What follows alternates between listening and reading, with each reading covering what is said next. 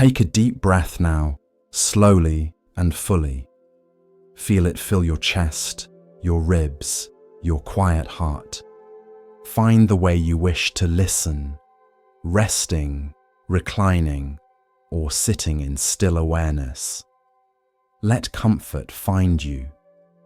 We spend much of life moving from one thing to the next, thought to thought, task to task. But Zen reminds us that peace hides not in the doing, but in the pause between all things. These stories live in that pause. They are not meant to be solved or remembered, but to be felt. If you wish, share where you're listening from, or what you hope to rediscover tonight. Maybe patience, maybe calm, maybe a truth you once knew, but forgot. The pause has already begun, and now we begin the story together. In a quiet village by the sea, there lived an old potter. His hands were calloused from decades at the wheel. His workshop was small, bare walls, a low fire, and shelves filled with cups and bowls in every stage of becoming. People came from faraway towns to buy his pottery, not because it was flawless, but because it wasn't. Each piece had a tiny flaw, an uneven lip, a swirl in the glaze, a hairline crack sealed with gold.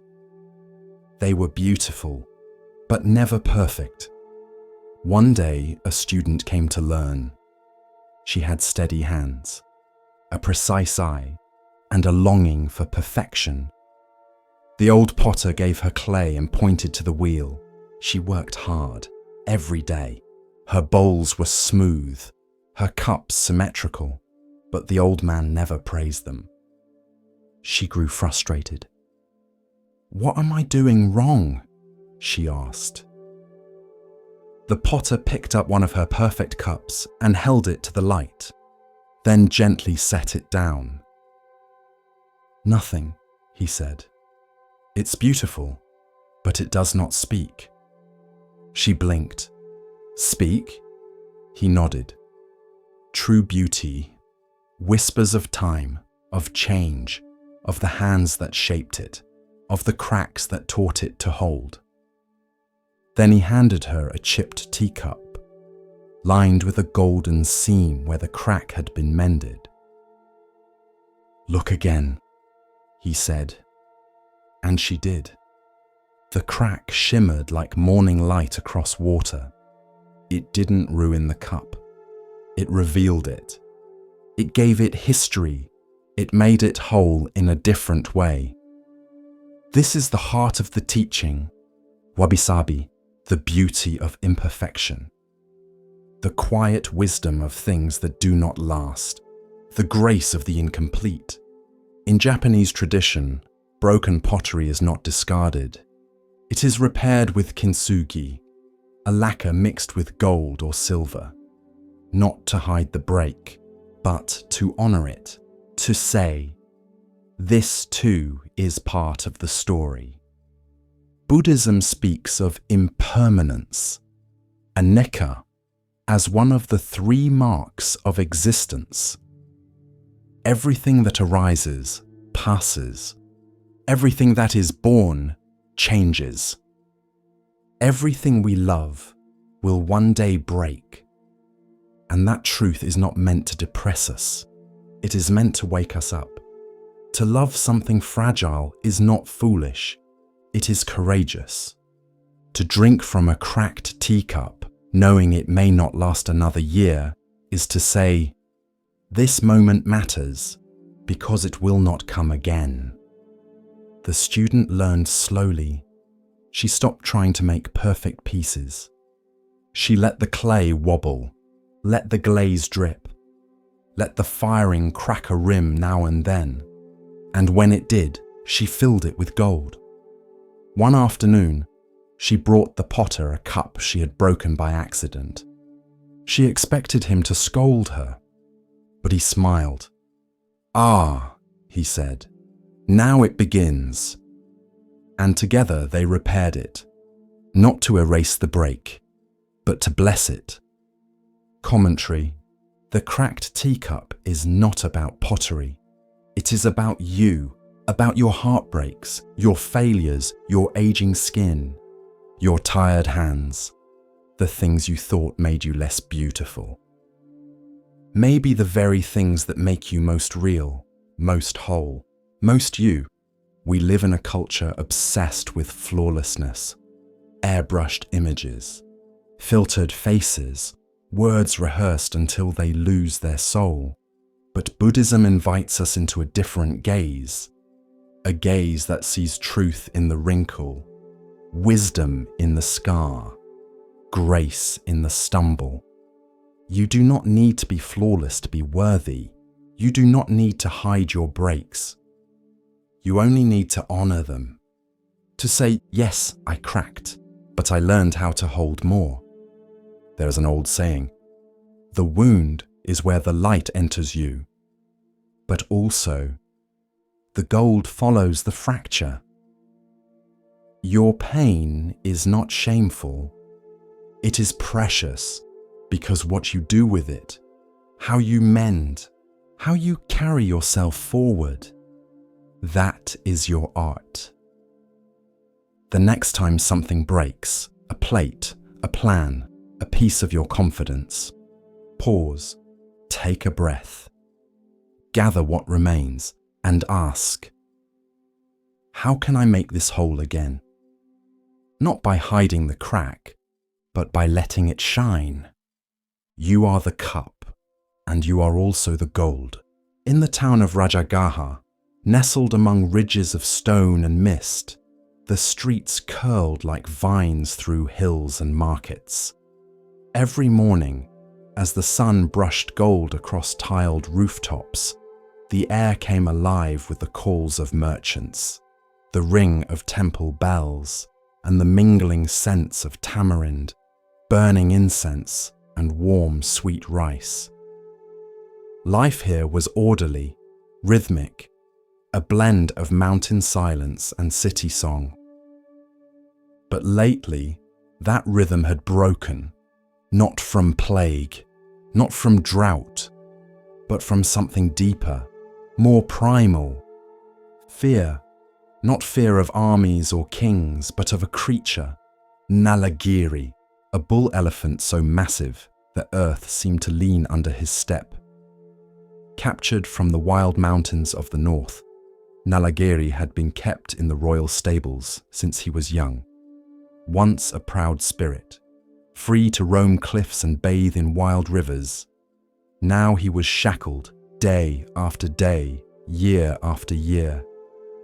The weight of captivity grew inside him like fire trapped in stone.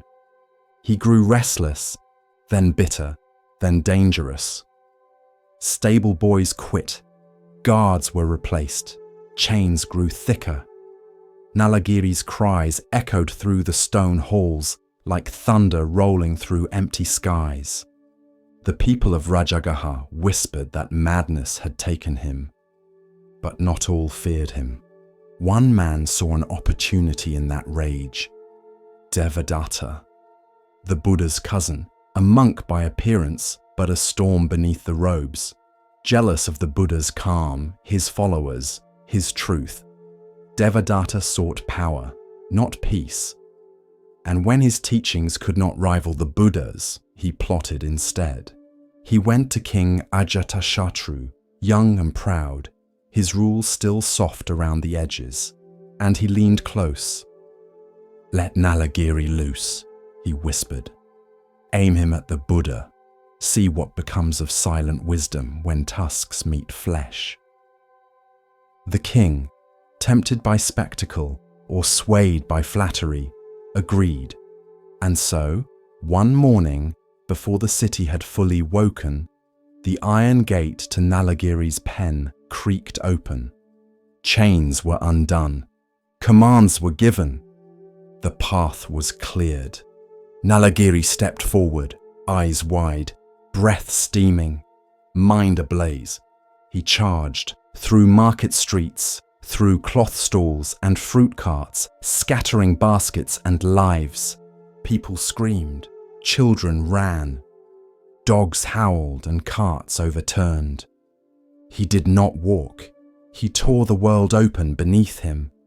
And down that path, barefoot, cloaked in saffron robes, carrying only his arm's bowl, walked the Buddha.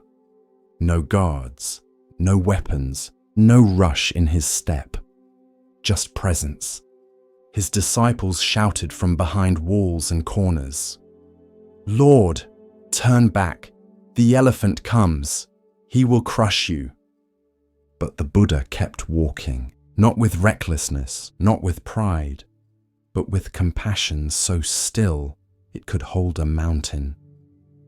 As Nalagiri approached, the air thickened with heat and tension. His tusks gleamed. His trunk coiled like a whip. His roar shattered the morning hush. Mothers shielded their children. Merchants fell to the ground. The entire city held its breath. But the Buddha stood. The elephant thundered toward him. The ground trembled. And then, stillness. The Buddha raised his eyes and looked. He looked not at a beast, not at a weapon, but at a being in pain.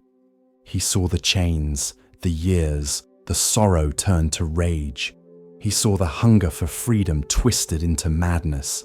He saw a heart once wild, now broken by cruelty. And in his gaze, he held no fear, no judgment, only recognition.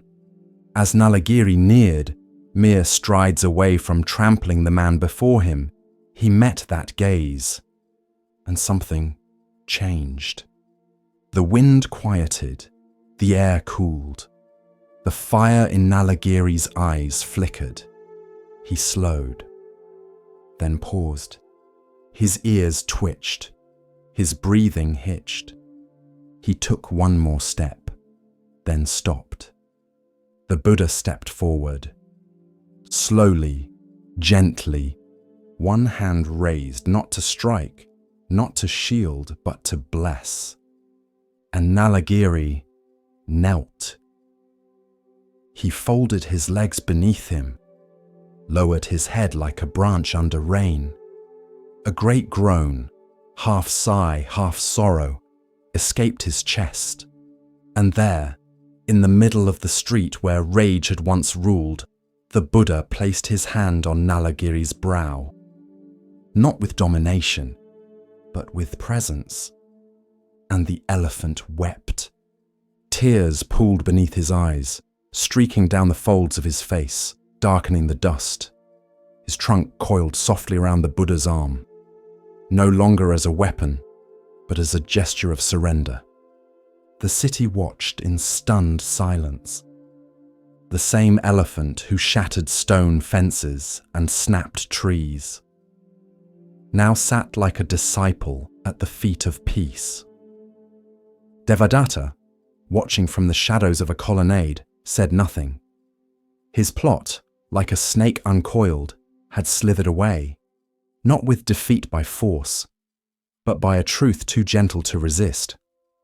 Later, when the sun rose fully and the city slowly exhaled, Nalagiri returned to the royal grounds, but no longer was he led by whip or chain. He walked slowly, willingly, like a monk returning from alms. The Buddha returned to his seat beneath a banyan tree, his bowl untouched, his robe still bright. And the people came. They came not to celebrate a miracle, but to understand a lesson. They asked, "How did you stop him?" And the Buddha replied, "Anger cannot be conquered by anger, but by love alone. Fear cannot be silenced by force, but by understanding. The wildness in others is often the cry of suffering, not wickedness." And so it was taught that true strength is not in the fist, not in the sword, but in the heart that stays open in the face of danger. The tale of Nalagiri passed from lips to scrolls, from scrolls to temples, from temples to time itself. Children would ask their mothers, "Is it true that the Buddha tamed the elephant?" And they would answer, "Yes, my child, but not with magic, with seeing. Seeing the pain in others, seeing the fear beneath fury, seeing the being behind the mask, and meeting it with love." Nalagiri lived out his days not as a beast of burden, but as a gentle giant, offering rides to children, watering temple gardens with his trunk, and standing calmly when the monks recited sutras beneath the trees. It is said that when he died, the earth grieved gently, and his spirit rose unchained. Some believe Nalagiri was reborn in a heavenly realm. Others say he was reborn among the disciples. But all agree on this, that in the still gaze of one awakened man, an ocean of rage was calmed. Not by war, but by peace itself. He never spoke a word, not to the monks, not to the villagers, not even when invited to tea by the abbot himself. He simply bowed and walked and bowed again. They called him the silent pilgrim. He had no belongings except a small cloth bag and thick wooden sandals worn smooth from years on the road. His face was weathered by wind and sun. His back slightly bent, not from age, but from reverence. Because every third step he stopped, placed his palms together, and bowed to the earth. Step, step, bow, step, step, bow. He travelled like this for hundreds of miles, through rice paddies and dusty plains, through mountain passes and city streets, through cold rain, sharp sun, and falling snow. He never begged, never asked, never preached, only bowed. When he reached the gates of a remote temple high in the hills, a monk ran inside to announce, "The pilgrim has come." Curious, the monks gathered. Some stood with folded arms. Others watched from the steps. One scoffed, "What is this? A show?" Another whispered, "Surely he must be seeking merit or praise." But the abbot only smiled. "Wait. Watch." The pilgrim reached the stone path before the temple gate. Step, step, bow. His palms touched the gravel. His forehead met the earth. He rose slowly and continued. All morning he bowed up the path. By noon he had reached the courtyard. The air was silent, except for the soft crunch of gravel and the long breath between bows. Step, step, bow. By evening, he reached the base of the temple steps. He did not climb them.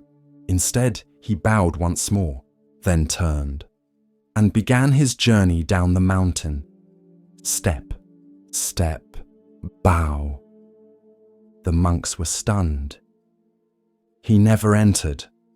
He never asked to stay. He came all this way just to bow. The abbot nodded. And in bowing, he entered more deeply than any of us. This is the story of wordless devotion, of practice not performed, but lived in the marrow of each step. Commentary. In the West, we often think wisdom must be spoken. That truth arrives in grand lectures, eloquent teachings, powerful arguments. But sometimes the greatest teachings are silent. The silent pilgrim did not explain his path. He became it. With each bow, he gave himself to the moment, to humility, to gratitude, to presence. He bowed not to worship the earth, but to remember he belonged to it.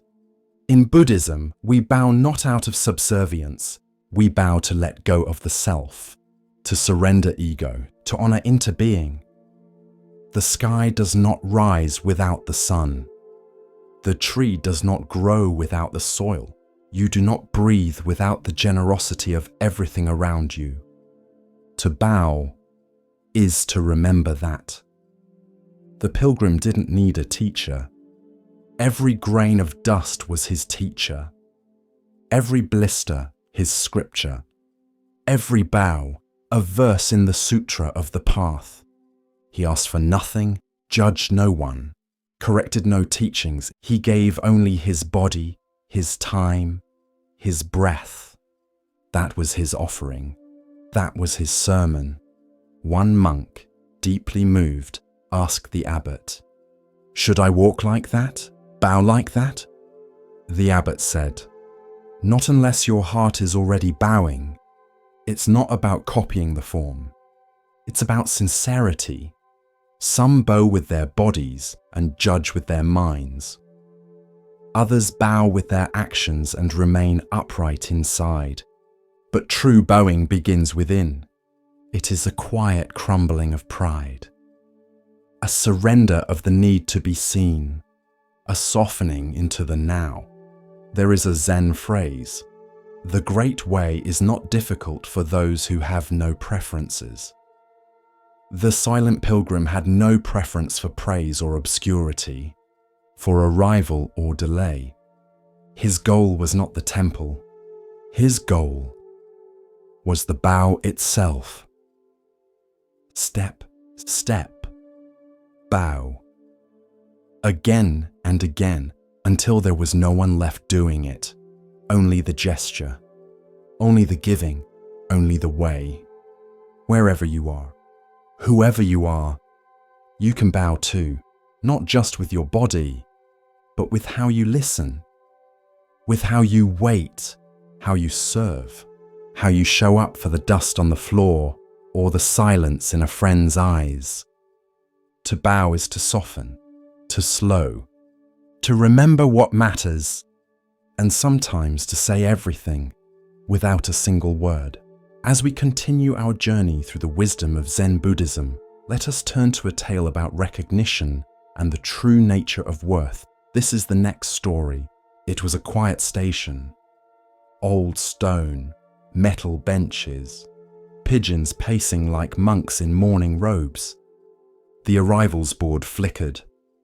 The loudspeaker crackled, and trains came and went, their breath hissing across the platform like tired beasts. Every day just before noon, an old man would arrive. He wore a flat cap, pressed slacks, a wool coat that had seen better winters. He never boarded. He never greeted anyone. He simply sat. Same bench, same hour, same stillness. At first, people thought he was waiting for someone. A son, a daughter, a wife who might never arrive. They glanced at him with quiet sympathy or soft dismissal, but the days passed. Then weeks, and he was always there, alone, unbothered, still. One day, a young woman sat beside him. She was holding a phone in one hand, tapping constantly, half listening to music in the other ear. She kept checking the time, fidgeting, breathing shallow. The old man looked out at the tracks, unmoving. After a while, she said, almost without looking, "Who are you waiting for?" He smiled. "Nothing." She blinked. "Then why are you here?" He paused, then nodded toward the platform. To wait. This is the story of presence, of sitting in stillness with no outcome, no expectation, and no rush. Commentary. The world runs on arrival. We hurry to meetings, chase after goals, measure our worth by progress, but in the Dharma, there is no arrival, only presence. The old man wasn't avoiding life. He was stepping into it, minute by minute, footstep by breath, like a bell that rings just once, not to announce anything, but because it can. At first, the young woman scoffed. She muttered, "That's kind of pointless." The old man nodded. Yes, and peaceful. She paused, looked at him fully for the first time. There was something settled in his face, not detached, just done chasing. He didn't ask her what she did for work, didn't comment on the news, didn't offer advice. He just sat and breathed. The train came. She didn't get on. Instead, she silenced her music, turned off her phone, sat beside him. They shared the silence for half an hour. It was the first silence she'd had in weeks. The Buddha once said, "Better than 1,000 hollow words is one word that brings peace." The old man said none, and yet peace lingered around him like perfume. He came every day, even in the rain, umbrella in hand, thermos of tea, soft eyes and unhurried limbs. He didn't come to do anything.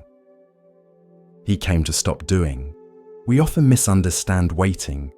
We think it's the pause before real life.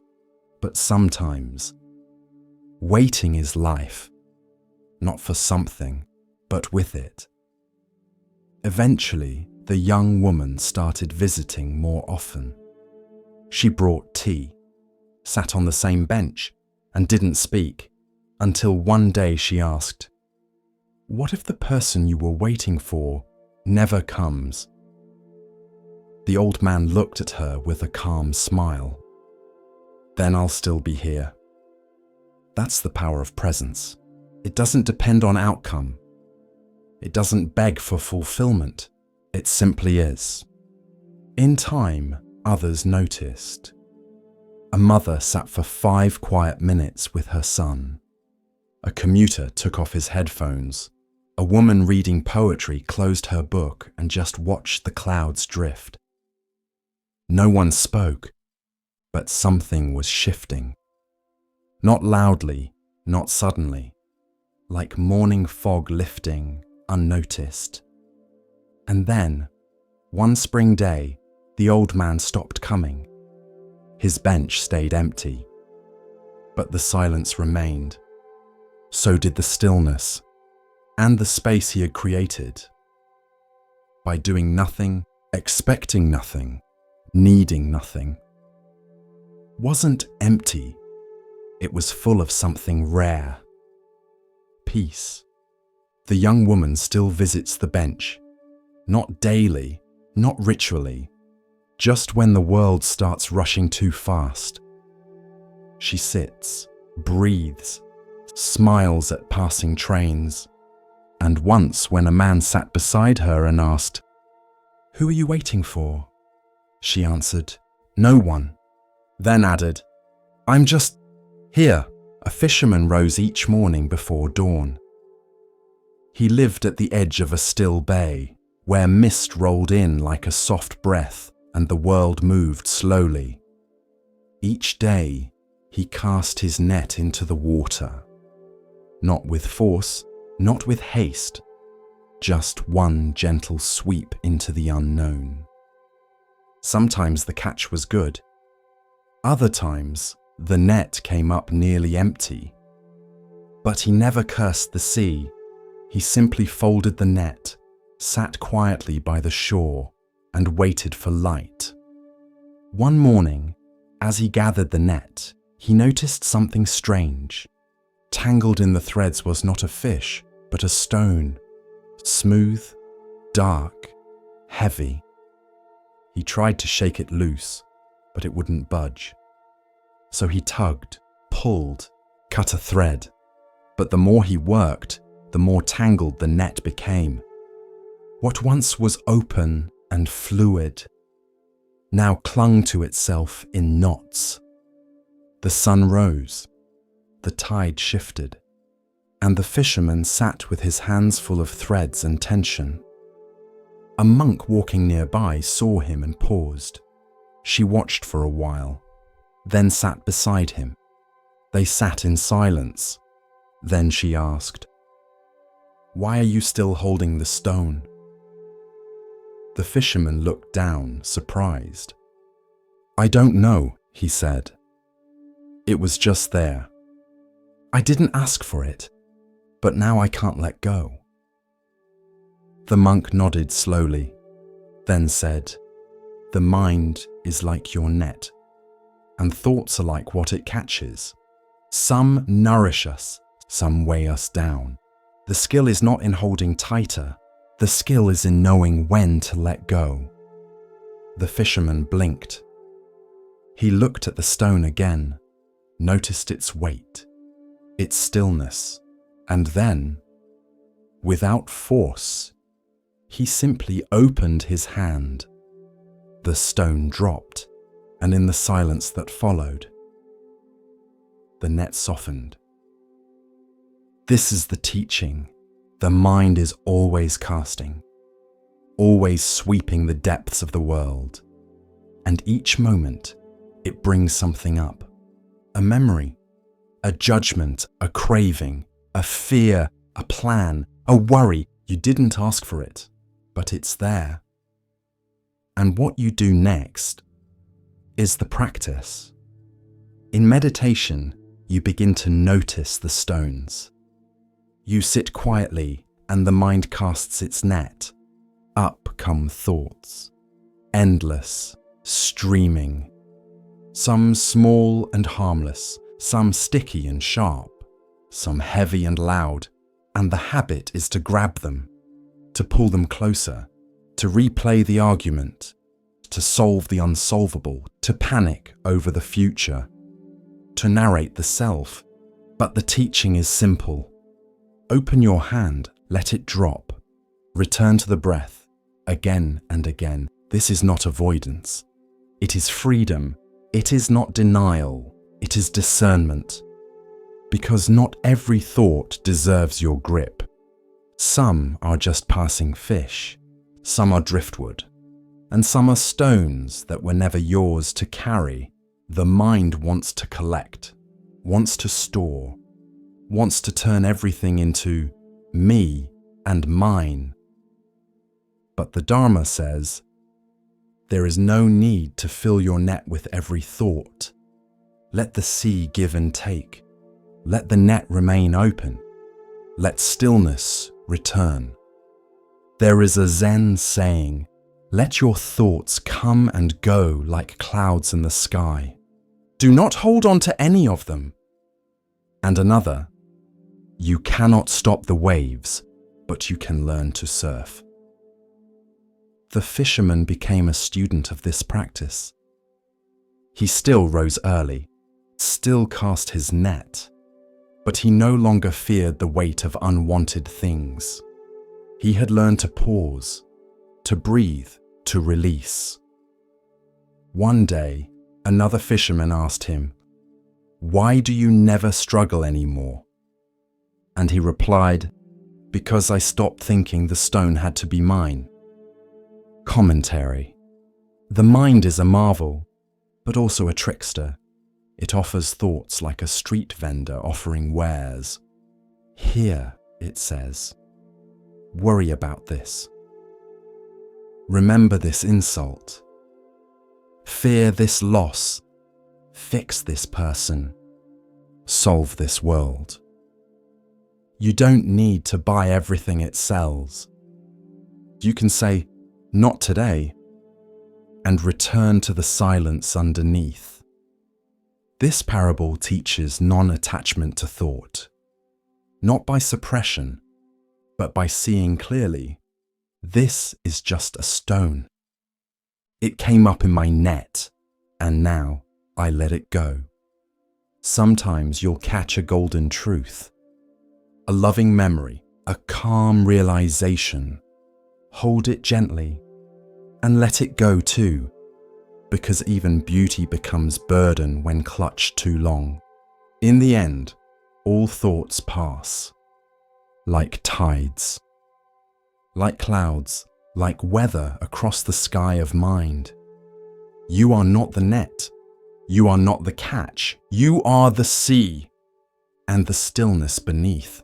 At the corner of Maple and Fifth, there stood a little cafe that never advertised. No neon signs, no digital menus. Just a chalkboard easel that read, "Come in, breathe, sip slowly." Inside, the scent of cinnamon and ground espresso lingered like an old song. And behind the counter moved Raya. She didn't move quickly, not because she was lazy, but because every motion mattered. Scoop, steam, pour, wipe. A rhythm of care, repeated hundreds of times a day. Customers noticed. They came stressed, hurried, multitasking, but left quieter. Because somehow, even in the rush of morning lines, Raya made you feel like time had paused. She wore no uniform, only soft linen aprons and a tiny brass bell around her wrist. It didn't jingle constantly, just gently when she turned or wiped the counter or placed a mug just right. A small sound, but intentional. One day, a man asked her, "What's the bell for? Aesthetic?" Raya smiled. "It's a reminder," she said, "to return to the moment." The bell had come from a monastery in Korea, a gift from a traveling monk who had passed through one rainy morning, soaked to the bone, but smiling like the clouds had kissed him. He'd ordered chamomile tea, sat for an hour, said nothing, and when he left, he gave her the bell. "For your practice," he had whispered. At first, she didn't know what he meant. But over time, she came to understand. Every chime was a callback. Back to the steam rising from the milk. Back to the texture of ceramic under her fingertips. Back to the presence of the person in front of her. One regular, a nurse named Ellie, used to joke, "You're the only person who can make caffeine feel calming." Raya just laughed, but she knew why. It wasn't the coffee, it was the attention. The Buddha once said, "When walking, just walk. When sitting, just sit. Above all, don't wobble." Raya lived that. In a world addicted to wobbling. One afternoon, a man burst in, frantic. His phone had died. He was late for a pitch. He spilled his order twice in his rush. But Raya didn't scold. She simply placed the cup on the counter slowly. Her bell chimed. He paused, looked up. And in that pause, he breathed. It lasted only a second, but it was enough. Presence doesn't need hours. It needs moments, noticed fully. Years passed. The cafe stayed small, never franchised, never changed hands, but its walls soaked in thousands of quiet returns. One morning, Raya didn't show up. A handwritten sign appeared. "Back in 3 days, practicing stillness." Customers waited, and when she returned, they smiled. Because somehow, her absence had reminded them. Even a barista needs to refill the cup.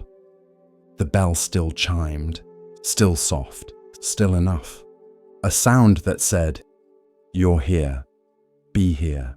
As we move deeper into the quiet teachings of Zen, we come to a story about seeing clearly and understanding true value.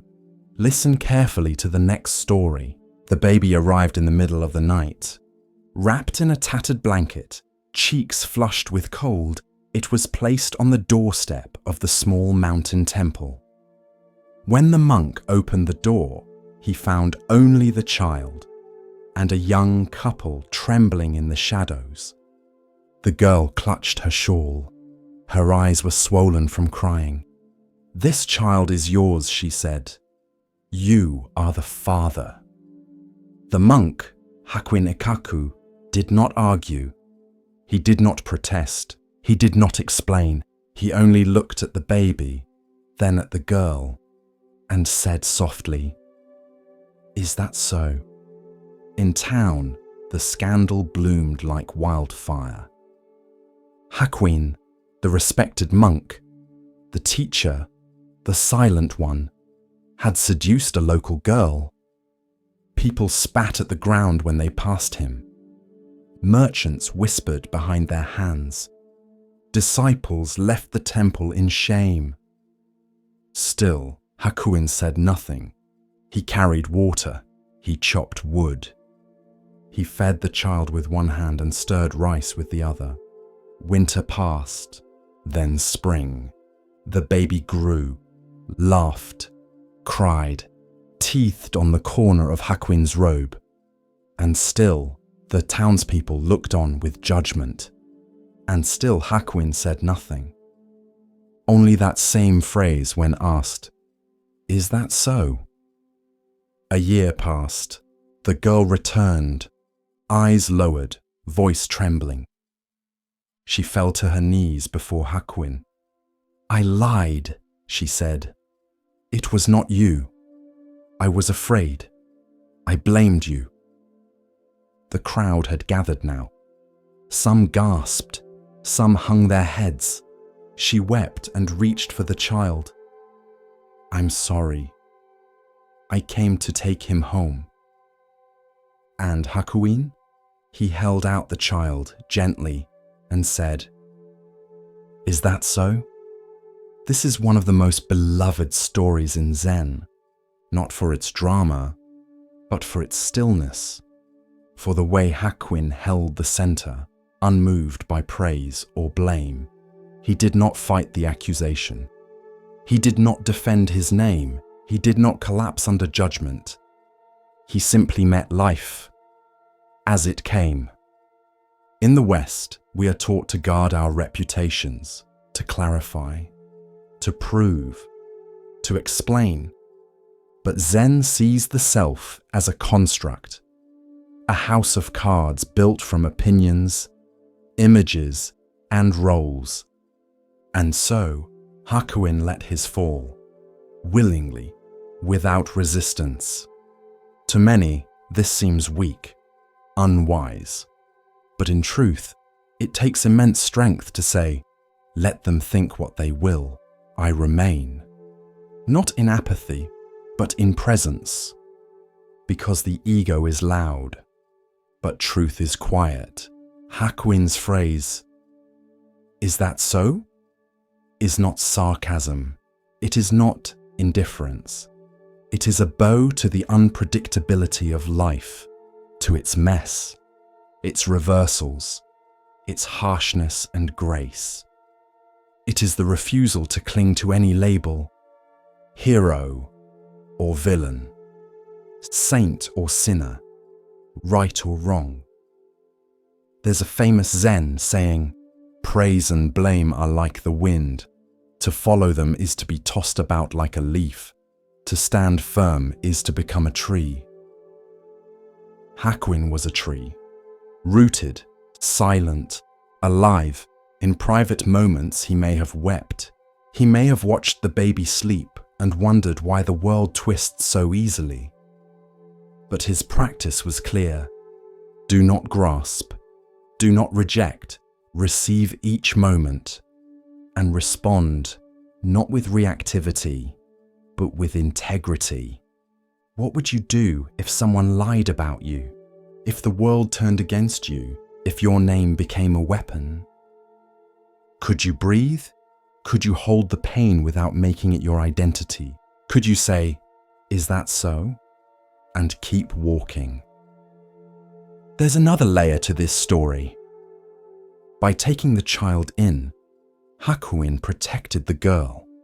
He absorbed her shame, held her fear, became her shield. Not out of guilt, but out of compassion. And when the truth came, he did not demand apology. He did not say, "I told you so." He returned the child like a leaf to the wind, because Zen asks nothing of others, only this: be fully present and let go. Commentary. In the modern world, everyone is watching, commenting, interpreting, and we're trained to manage perception, to curate our story. But Hakuin reminds us, your life is not what others say. It is what you do when no one understands you, when you're misread, blamed, dismissed. That is where your practice begins. Hakuin did not defend his innocence, because truth does not need defense. It needs stillness. It needs the refusal to flinch. When asked later why he took the child in, Hakuin said, "Because the child needed care, and the girl needed mercy, and the temple needed the Dharma to be lived." No scripture, no debate, just rice, sleep, warmth, and the ability to say yes to life, even when it doesn't make sense. Is that so? Is not an answer. It's an opening, a breath before reacting. A choice to not fight the river, but to float, eyes open, and maybe even smile. At the edge of a temple, near the foot of a quiet hill, there lay a stone basin. It had no inscription, no offerings placed before it, no tourists gathered around, but every monk in the monastery knew its story. And when a novice was struggling, that's where the teacher would send them. Go sit by the broken bowl, they'd say, and that was enough. Long ago, the bowl had been whole, carved from a single piece of granite, smooth, strong, revered. It stood in the center of the temple courtyard, used for rituals and alms. Every morning it was filled with clear water. Every evening it was emptied and washed. Then came a winter earthquake, not violent, but enough. A hairline fracture, then a second quake weeks later, and the bowl split down the middle, cracked clean through. It no longer held water. Some said to discard it. Others wanted to repair it.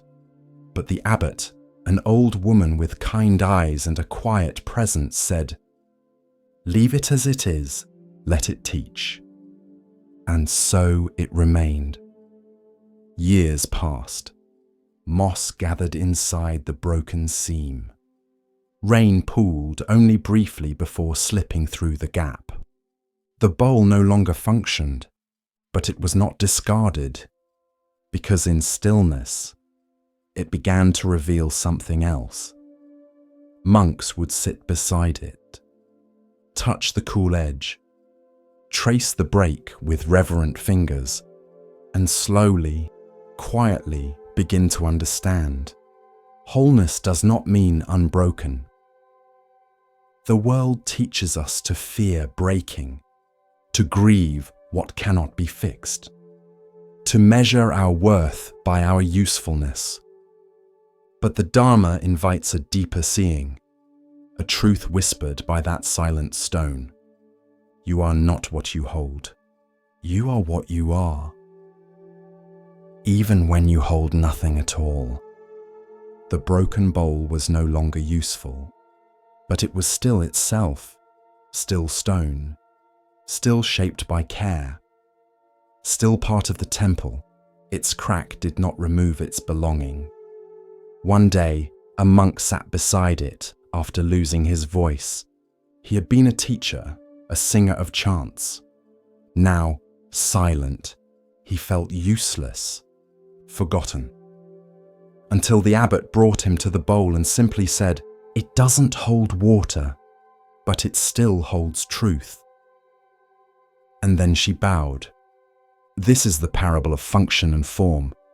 So often, we confuse our value with our utility. We think, I can't do what I used to. I've lost my role. I am broken. But even a bowl that no longer holds water can still hold presence, still offer reflection, still rest in the sun, still teach.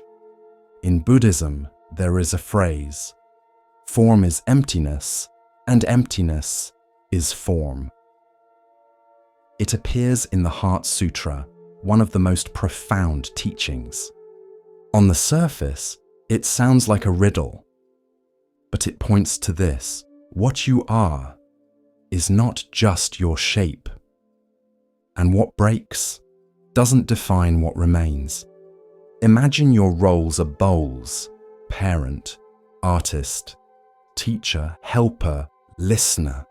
When one cracks, you may feel like you've lost something essential, but you haven't lost you. You are still present, still capable of love, still part of the whole, just as the broken bowl is still part of the temple. One evening, a novice accidentally dropped a cup. It shattered. He looked up in fear, but the teacher only said, "It was already broken." The boy's eyes filled with confusion. The teacher continued, "Everything we use is already broken. We just don't see it yet, so we love it while we have it. And when it breaks, we bow. To live with this awareness is not to be gloomy. It is to be free, to care for things deeply, but not cling to them desperately. To understand that even in brokenness, there can be peace." Commentary. The broken bowl reminds us that identity is not function, that worth is not erased by loss, that something can be cracked and still belong, still matter, still offer presence. There is a time to serve, and there is a time to simply be, to be still, to be soft, to be a presence others can sit beside. Like the bowl, like the monk with no voice, like the abbot who teaches with silence. You are not just the things you do. You are not just the roles you fill. You are not just the tasks you complete. When those fall away, when something cracks, what's left? That's the real practice. That's the part of you that watches, that breathes, that remains. Sit beside your own cracked places, not to fix, but to witness. Let them speak. Let them soften you. Let them remind you that even broken things reflect the sky. Even a bowl that holds no water can hold the Dharma. A novice had a restless mind. He tried to sit, tried to breathe, tried to still the thoughts, but each time he closed his eyes, his mind swirled. Lists, regrets, what ifs, what nexts. He couldn't find peace, and the more he tried to force stillness, the louder everything seemed to become. One morning, after failing again to meditate, he stood up in frustration. "I'm broken," he muttered. And he walked, head down, steps fast, until he nearly collided with the old groundskeeper, Master Rio. Rio was known for his silence. He didn't teach. He didn't lecture. He just tended the gardens and cleaned the gutters. But he had been at the temple longer than anyone. The novice bowed clumsily. "Forgive me, Master." Rio tilted his head, studying him. "You're not breathing like a monk," he said. The novice looked up, startled. Rio turned, motioning for him to follow. They walked in silence through the bamboo grove to the kitchen courtyard, where a wide clay bowl stood filled with clear water. "Sit," Rio said. The novice sat. Rio picked up a small stick, and without a word, he stirred the water, gently at first, then faster, until the surface churned and the reflection broke into chaos. The novice watched. Then Rio set the stick down.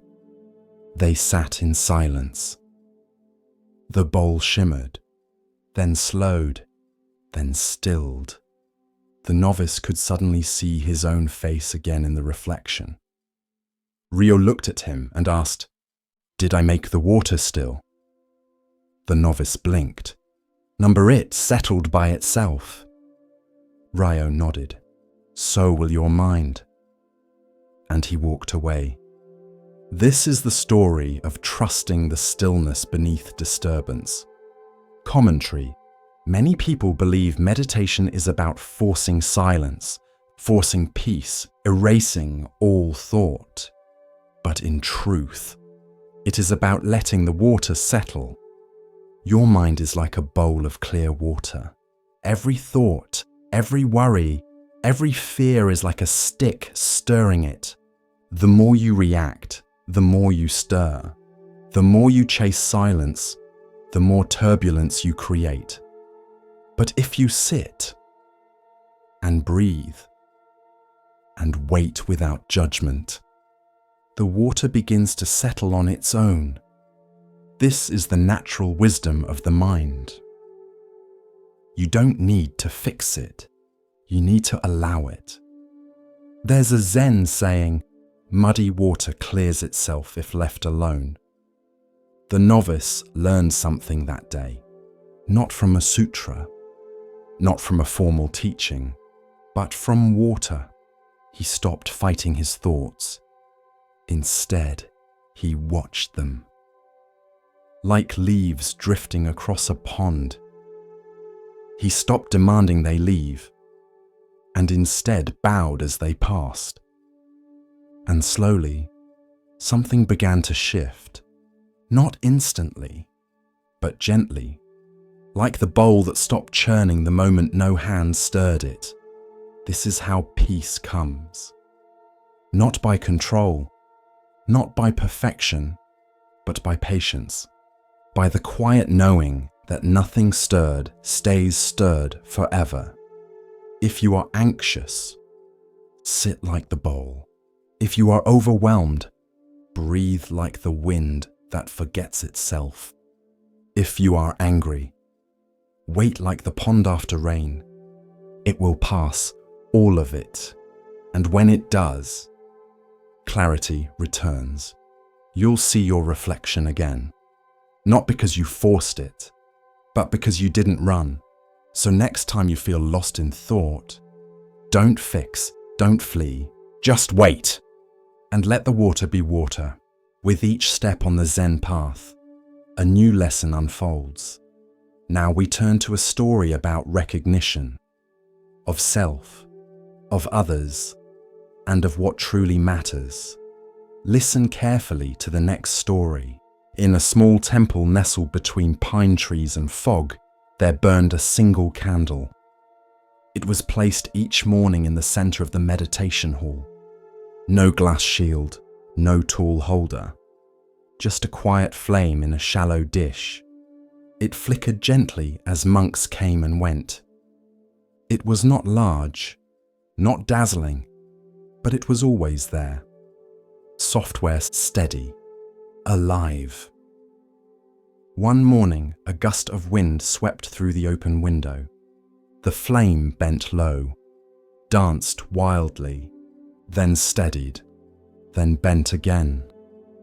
A novice sitting nearby grew anxious. He reached to close the window, but the old teacher touched his arm and whispered, "Wait, let it breathe." The flame, though small, did not go out. It fluttered, dimmed, but held on. The room stayed still, and after a few moments the wind passed. The candle straightened, its glow calm once more. The teacher turned to the novice and said, "This is your mind. This is your breath. This is your life." A candle by nature is vulnerable. One sharp breath, and it's gone. One careless movement, and it's lost. But that fragility is also its power, because the candle doesn't resist the wind. It doesn't fight to stay lit. It simply responds, bows, sways, returns. In Buddhism, the flame is often used as a metaphor for consciousness, flickering, ever-changing, not a solid thing, but a process, a dance between wick, wax, and air. Your thoughts are like the flame, your body, the wick, your breath, the air that sustains it, and the wind. That's life. The candle cannot control the wind, but it learns to dance with it. And that is the teaching. The novice asked, "But what if the flame goes out?" The teacher smiled. "Then we light it again, and again, and again. This is the practice. You will lose your calm. You will be shaken. Your light will dim, but the wick is still there. The wax remains. You are never without the capacity to be rekindled. There is a Tibetan saying, 'Better to light a single candle than to curse the darkness.' But even deeper is this. Learn to trust the candle even when the wind rises." In the days that followed, the novice watched the flame more closely. He began to notice how it moved, how it bent without fear, how it never clung to its shape from a moment before. And one morning, during Zazen, as a storm passed outside, he did not flinch. He simply watched the flame bend and return. And in that moment, something in him softened too. This is what meditation teaches, not how to still the wind, but how to let the flame bend without going out, how to meet life's changes with grace, how to stop fearing your own flicker. Grief is a wind, so is joy, so is anger, so is love. You cannot block the breeze without also losing the air you need to burn. You must stay open, even when it stings. Especially then, commentary. The Candle and the Wind is not a story about fragility alone. It's about resilience without resistance. It's about remaining warm, soft, and lit, even when the conditions shift. Even when nothing stays steady but your own willingness to begin again. We often think strength looks like staying the same. But sometimes strength is in swaying, in letting go, in trusting that the flame inside you is not so easily put out. You do not need to burn like a bonfire. You only need to glow enough to see your next step, to offer light to the person beside you, to remind the darkness, "I am still here." The teacher once said, "A candle gives all it has, and still the world is warmed by its passing. So be the candle. Even if your light flickers, even if no one sees, even if the wind blows harder tomorrow, burn anyway, not for show, but because this is who you are." He was the oldest monk in the monastery. No one quite remembered when he had arrived. He had been there before the abbot, before the bell tower was built, before the bamboo grove behind the kitchen had taken root. They called him Elder Wen. His robe was patched at the sleeves, his back curved like a bowed reed, and his eyes were always smiling, like he had seen something long ago and never forgotten it. He didn't teach, not formally, but every morning he lit the incense before dawn. Every afternoon he watered the moss around the garden stones, and in the evening he swept the meditation hall in silence, the broom moving in time with his breath. You could walk past him and miss him entirely, unless you were paying attention. Then you would feel it, that quiet radiance.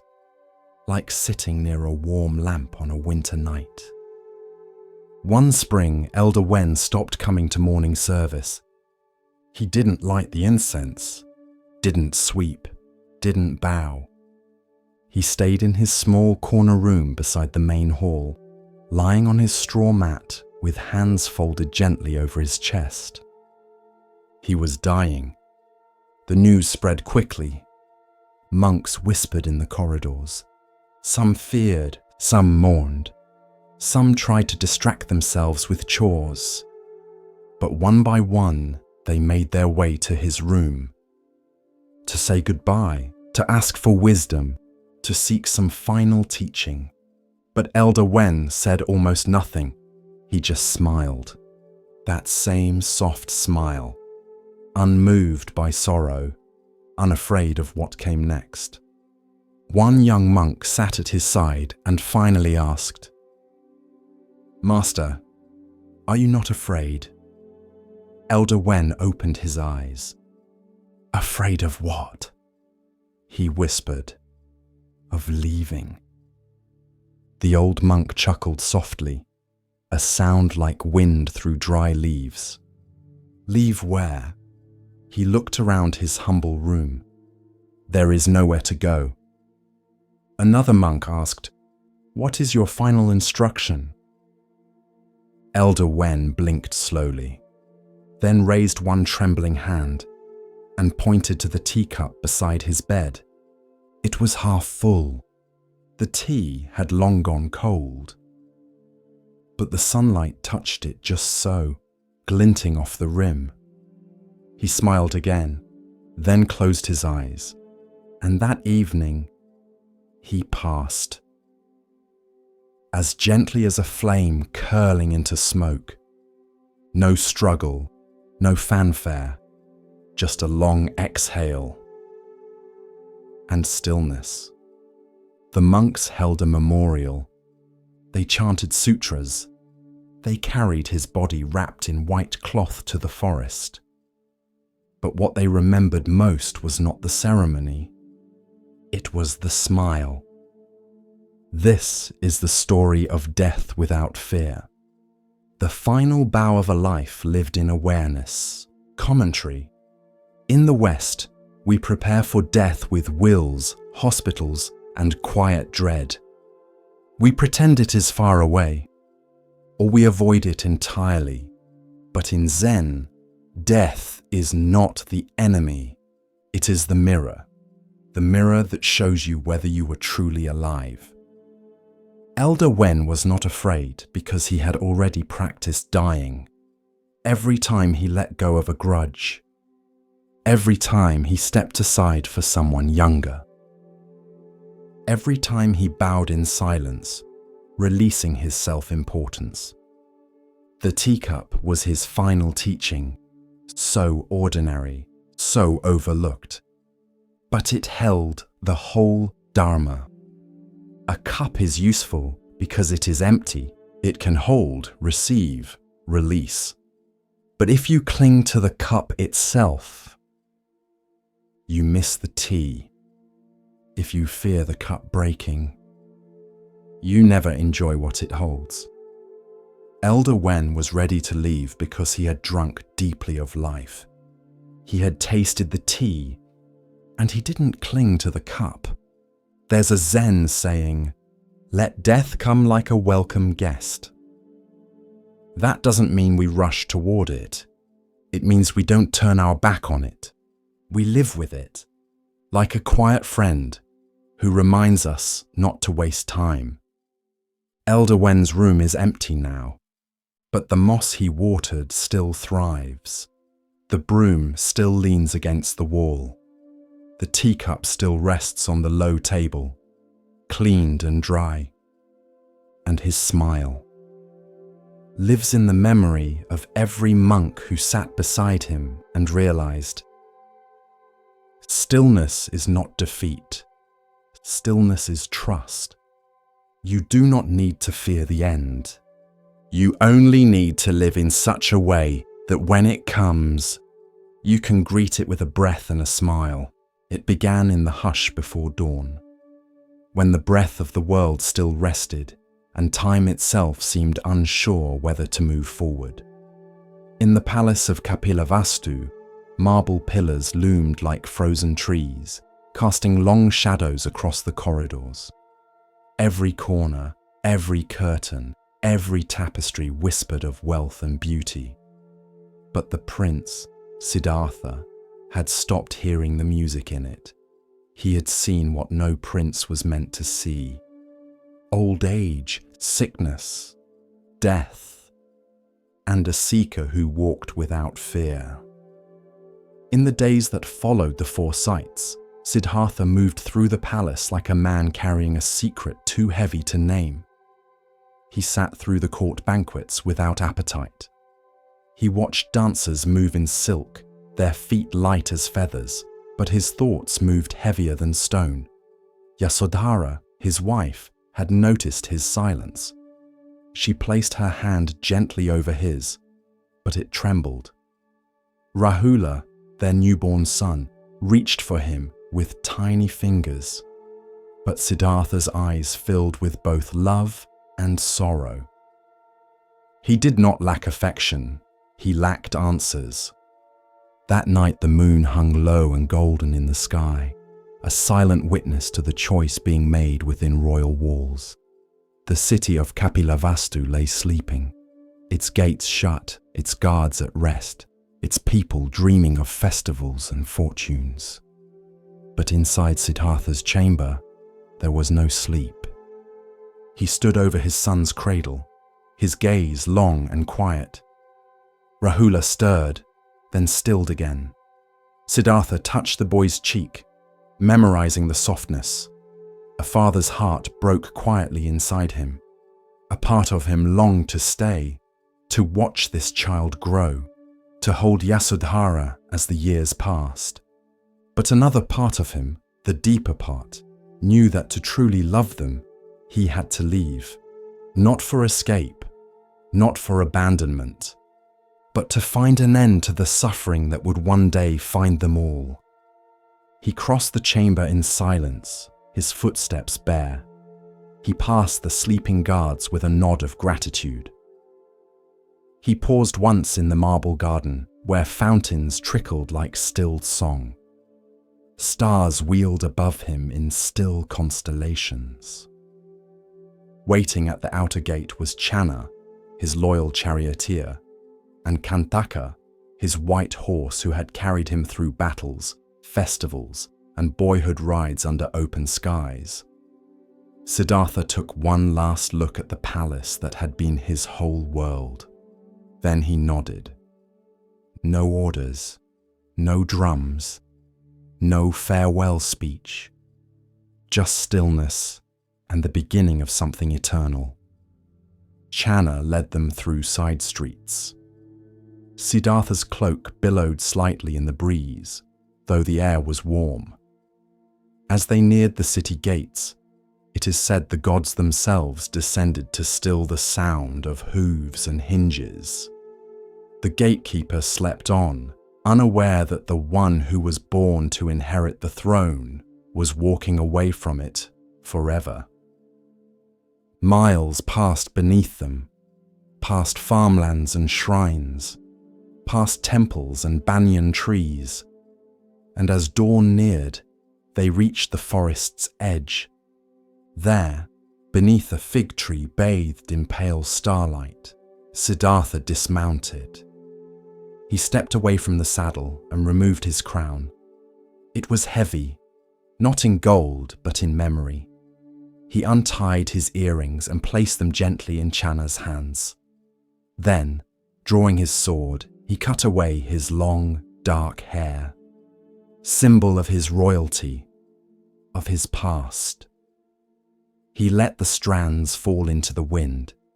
He removed his silken robes, folding them with reverence, and exchanged them for a simple cloth robe, earth-coloured and plain. Then he turned to Channa. "Take Kantaka home," he said softly. "Tell my father I have not left in rebellion, but in search of that which is beyond birth and death." Channa's eyes filled with tears. "My lord, may I not follow you?" Siddhartha placed a hand on his friend's shoulder. "You will serve the Dharma more by returning than by following. Go. Tell them I am not lost. Tell them I am becoming." It is said that Kanthaka cried as he was led away. Some say the noble horse died of grief, his heart broken by parting. Others say his spirit was reborn among the stars. But Siddhartha did not look back. Barefoot, stripped of every title and comfort, he stepped into the forest. Birds stirred in the canopy. Mist hung low over the earth. The world ahead was wild and wide, but in that moment, he felt lighter than he ever had. No walls, no servants, no titles, just breathe, and the path. He walked deeper, alone, the forest accepting him without question. He drank from rivers, sat beneath trees, listened to wind move through leaves. He began to study with sages and ascetics, learning from their fire rituals and their breath practices, their renunciations and their silences. He fasted until his ribs showed like shadows. He sat still until ants walked over his knees. But in all this, he remained watchful. For he knew that extreme indulgence had not brought peace. And now he saw that extreme denial did not either. His journey would continue, but it had already begun. The great departure was not just a leaving, it was a shedding. Not just of privilege, but of illusion. The prince became a wanderer. The heir became a seeker, and the world, though it did not know it yet, was about to change. Because one man had dared to step outside the gates and walk silently, humbly toward truth. As our exploration of Zen Buddhism deepens, let us listen to a story that reveals how true worth is often overlooked. Here starts the next story. In a mountainside monastery carved from stone and silence, there lived a monk known for his rage. He was not a novice, not undisciplined, not cruel, but when the fire came, it came fast, like wind through dry leaves, like lightning on still water. His name was Anjun. Years before, he had left behind a life of status and noise. A wealthy merchant's son, he had walked away from gold, from servants, from praise. He shaved his head, took the robe, entered the path, and tried to be still. But stillness did not come easily.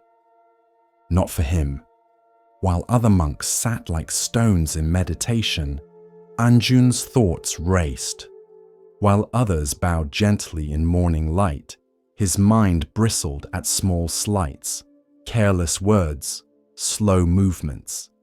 He clenched his teeth, gripped his mala beads too tightly, snapped at those who asked too many questions, and always afterward, he regretted it.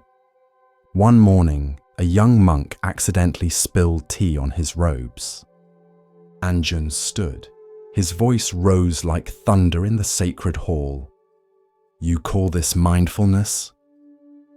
The novice bowed deeply, trembling, but the damage had been done. Silence followed, heavy and sharp. That evening, the abbot summoned Anjun. He did not scold, did not instruct. He simply handed Anjun a small, empty bowl. "Hold this," he said, and walk to the old pine tree at the edge of the cliff. Sit there until the bowl is full. Anjun blinked. "The bowl is empty." The abbot nodded. "Fill it with stillness." So Anjun went. The pine tree stood crooked against the sky, its needles sharp as whispers, its trunk weathered by time. Anjun sat beneath it, bowl in lap, confusion in heart.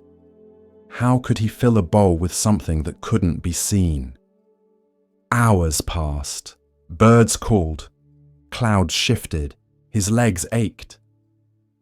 Still the bowl remained, empty. Still his thoughts churned. This is foolish. I should be studying. They're laughing at me back at the monastery. The fire stirred again, that old familiar heat. He stood up, ready to leave, but paused, and for the first time, he looked at the bowl, at the tree, at the sky opening quietly beyond the cliffs, and something softened, not a release, but a noticing that his mind was loud and the world was not. He sat again, not to succeed, not to prove, but just to be. Days passed. He returned each morning, sometimes with anger, sometimes with peace, sometimes with tears, always with the bowl. He began to notice his breath, not control it, just notice. He began to feel his thoughts, not as commands, but as weather. They came, they went. One day, a beetle crawled across the bowl's rim. Anjan did not flinch, did not swat it away. He watched it, felt its tiny weight, its gentle effort, and whispered, "Thank you." Weeks later, he returned to the abbot. The bowl was still empty, but his eyes were not. They were clear, software still. The abbot smiled. "Did you bring what I asked for?" Anjan bowed. "I did not fill the bowl with stillness, but I emptied it of everything else." This is the story of the angry monk, and how fire, when met with space, becomes warmth. Commentary. Anger is not evil. It is energy. It is fire.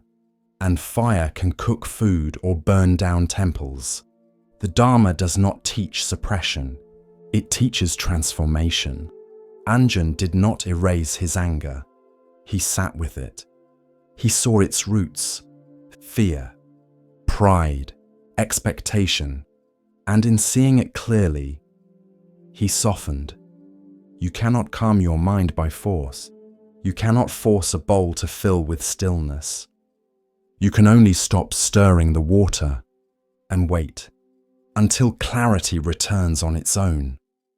We all carry bowls, and we all try to fill them with achievement, with reaction, with rightness, with control, but the wisest among us know. The real work is emptying, not to lose, but to make space. There's a Zen saying, "Let go or be dragged." You don't have to destroy your fire. Just give it space. Let it breathe. Let it teach you what stillness really means.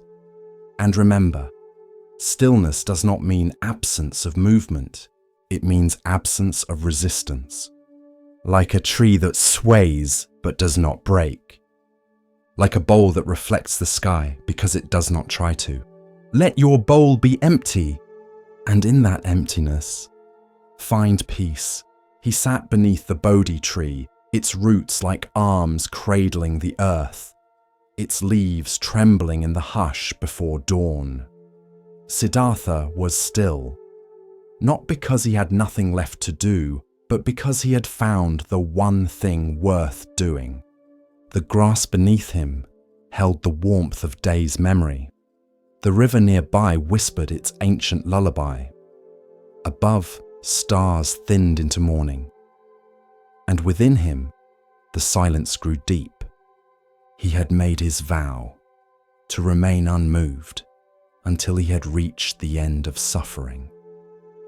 And so he breathed, in, outside. The body sat like a mountain. The mind watched like the sky. But truth before it flowers, is always tested, and so came Mara. Mara, the tempter, the king of illusion, the force of resistance in all beings who inch toward awakening. He did not come in one form, but many, not with a single sword, but with 1,000 voices. First, Mara sent desire. His daughters appeared, radiant and swaying. Their forms shimmered with beauty. Their voices sang sweet lullabies of longing and delight. They danced before the still figure under the tree, their laughter like bells. But Siddhartha did not stir. Their beauty held no hook. His gaze did not linger. He saw not bodies, but masks, not pleasure, but impermanence. Desire passed like perfume on the wind.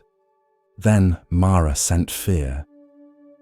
The sky darkened, thunder cracked, demons emerged from shadows, fangs bared, eyes aflame, weapons of fire and bone in hand. They rushed the tree, screamed into Siddhartha's ears, hurled spears of doubt and arrows of terror. But Siddhartha did not flinch. The weapons turned to lotus petals as they neared him. The demons screamed, but their voices died in the vast silence that surrounded him. Fear had no place where nothing was clung to.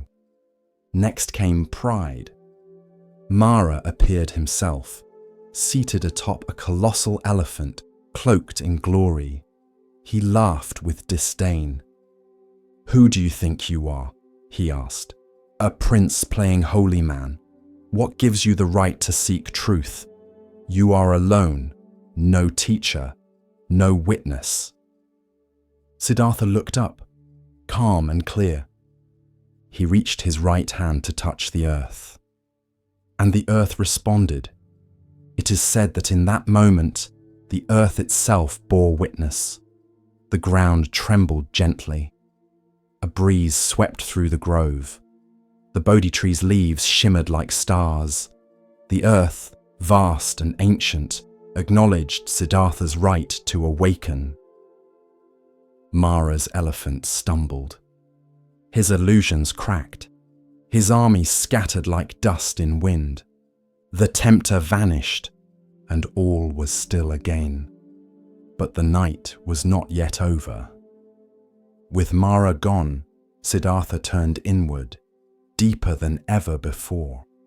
He saw his past lives, hundreds, thousands, as farmer and king, as bird and beggar, as woman, child, beast, each life carrying joy and sorrow, birth and death. He saw the law of karma, how intentions shaped outcomes, how cruelty echoed, how kindness grew roots across lifetimes. He saw the chain of suffering, ignorance giving rise to craving, craving to clinging, clinging to becoming, becoming to birth, birth to decay and death. He saw that to break the chain, one must see clearly and let go.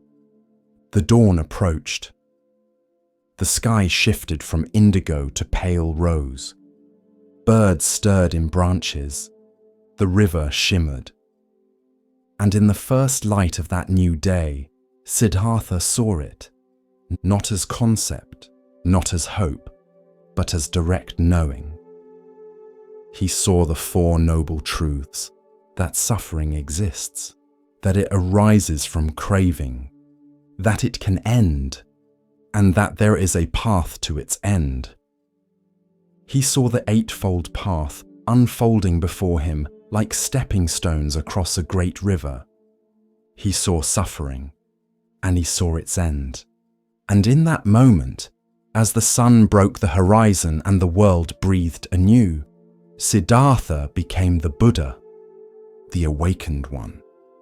He opened his eyes, and the dew on every leaf sparkled with the same truth. Mara had been defeated, not with sword, not with spell, but with stillness, with clarity, with the earth itself as witness. the man who had walked away from gold and pleasure, who had starved beside the river, who had sat unmoved through storm and illusion, had now touched the infinite.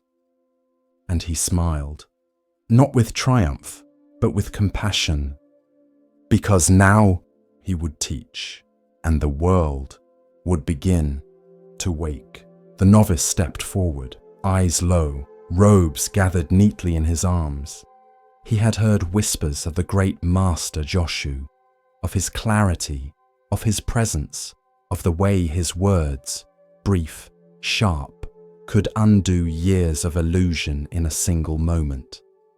And so, the novice came with a question, simple, ancient, and burning.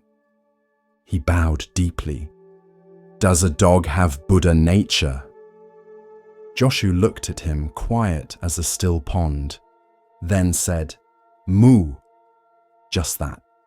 One word, mu. The novice blinked.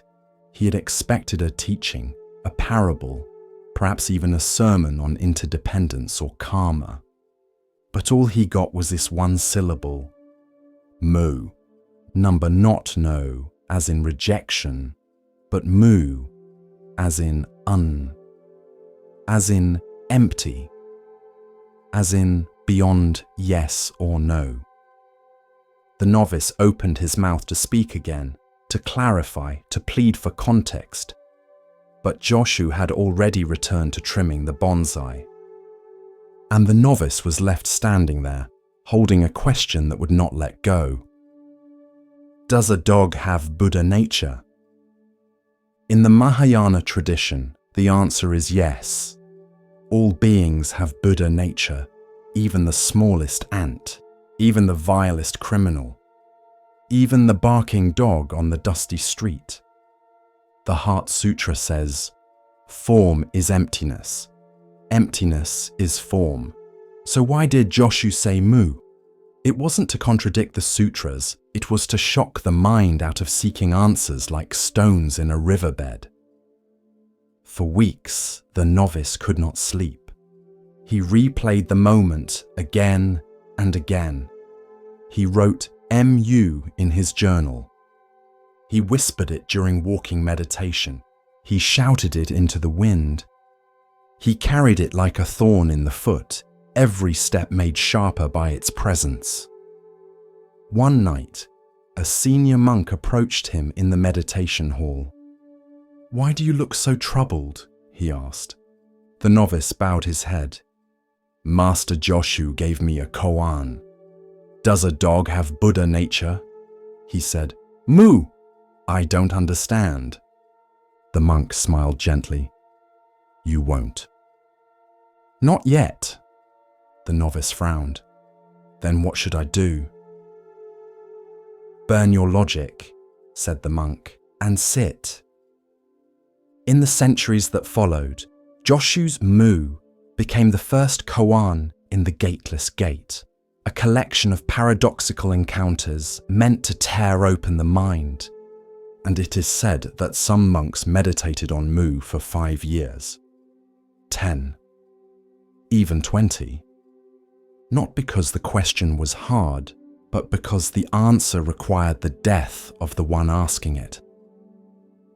Mu is not a word, it is a doorway, but it has no latch, no hinges, no frame. Only a gate that exists because the mind insists there must be one. And the moment you stop trying to walk through it, it disappears. The novice became obsessed. He stopped eating. He stopped speaking. He carried Mu through every moment like a fever dream. He touched it while pouring tea. He chewed it like rice. He sat with it in the dark until the wind outside sounded like it was chanting back to him. "Mu, mu, mu." He began to tremble. And still, no clarity, no breakthrough, only silence. One dawn, after 300 days of silent retreat, he broke. He stood in the rain, lifted his head to the grey sky and shouted, "What is Mu?" The sound echoed against the temple walls. A bird fluttered. A branch creaked, but nothing answered. He fell to his knees, not in defeat, in surrender, not to ignorance, but to not knowing. And in that moment, he let go, not just of the question, but of the one who needed the answer. And that's when it happened. Not a flash, not a thunderclap, just a quiet shift, a falling away, and everything returned. The wind, the breath, the feeling of water on his skin, the sound of a dog barking in the distance. Nothing extraordinary, and yet everything was different. He stood, he laughed, he bowed. Later, when the novice returned to Yoshu, the master asked no questions.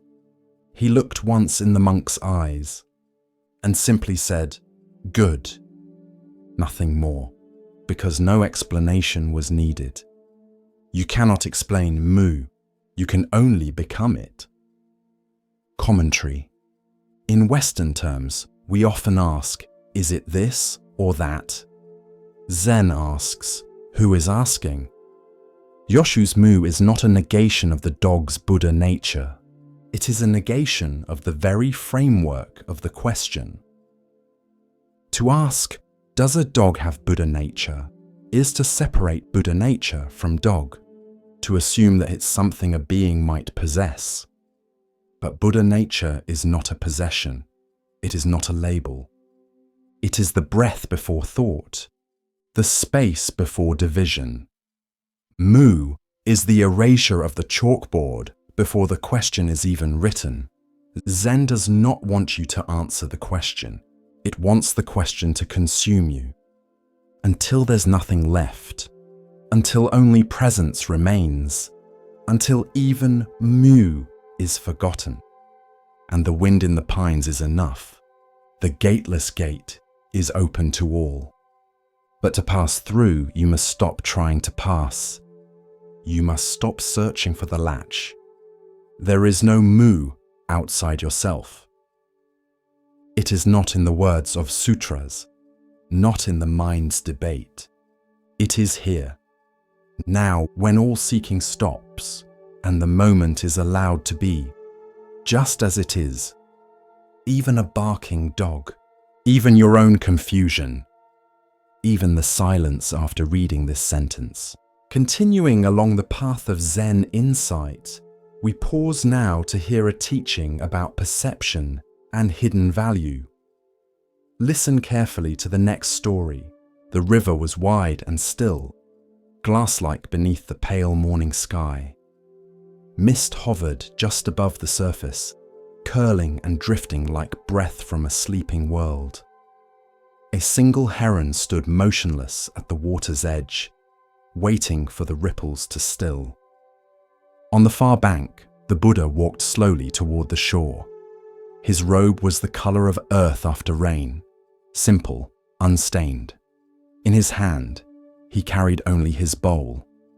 And in his eyes, there was a depth that made even the wind seem to pause. The monks had already gathered beneath the Bodhi trees. Some sat cross-legged on dry leaves. Others stood in quiet reflection, watching the river. Today's teaching would not be long, nor loud, but it would be remembered.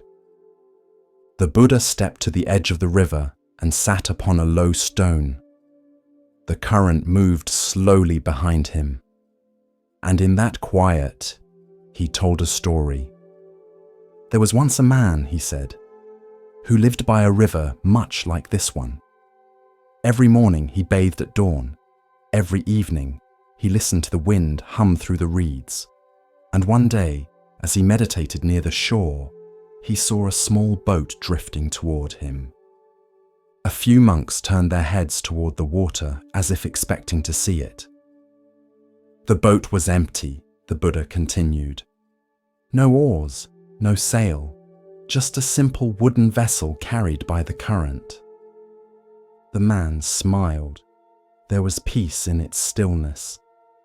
No demands, no conversation, no self to disturb the quiet. But weeks later, the Buddha said, as he sat again near the water, another boat appeared. It drifted toward him, slow, gentle, and quiet as before. He raised his hand slowly, but this time there was a man in it. The listeners grew still, and as the boat drew closer, it veered slightly, striking the meditating man with a soft bump. The Buddha paused, and the man leapt up, furious. Some of the younger monks blinked.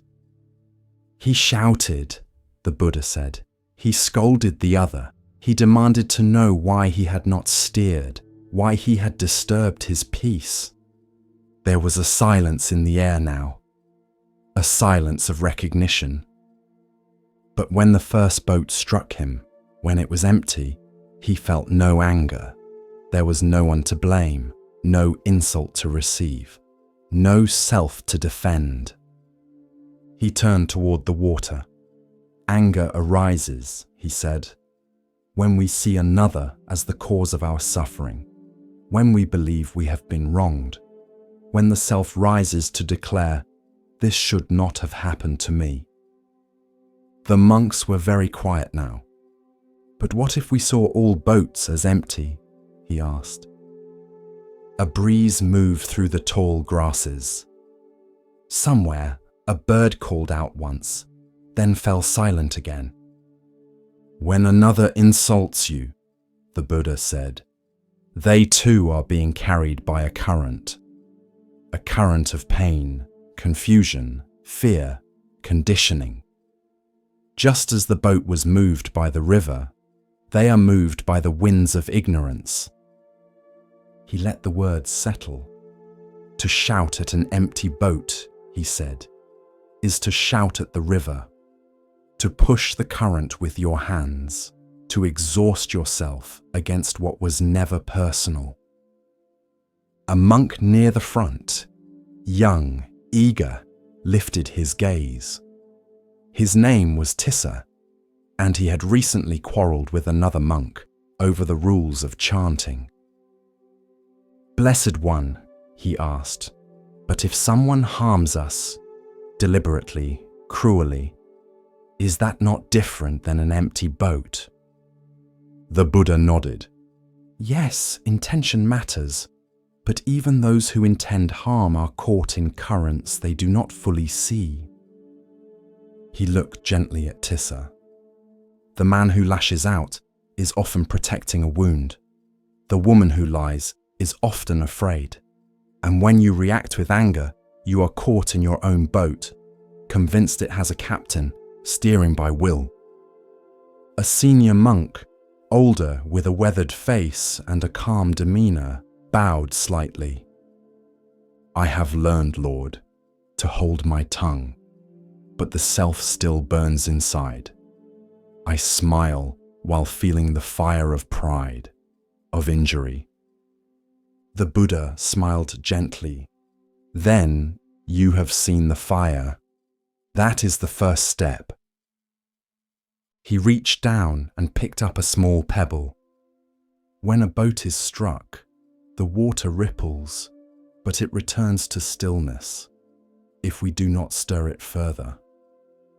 He placed the stone down. Do not pretend there is no fire, but do not feed it. Watch it. Know its shape. See how it arises. And know this: it does not belong to you. The river flowed steadily behind them.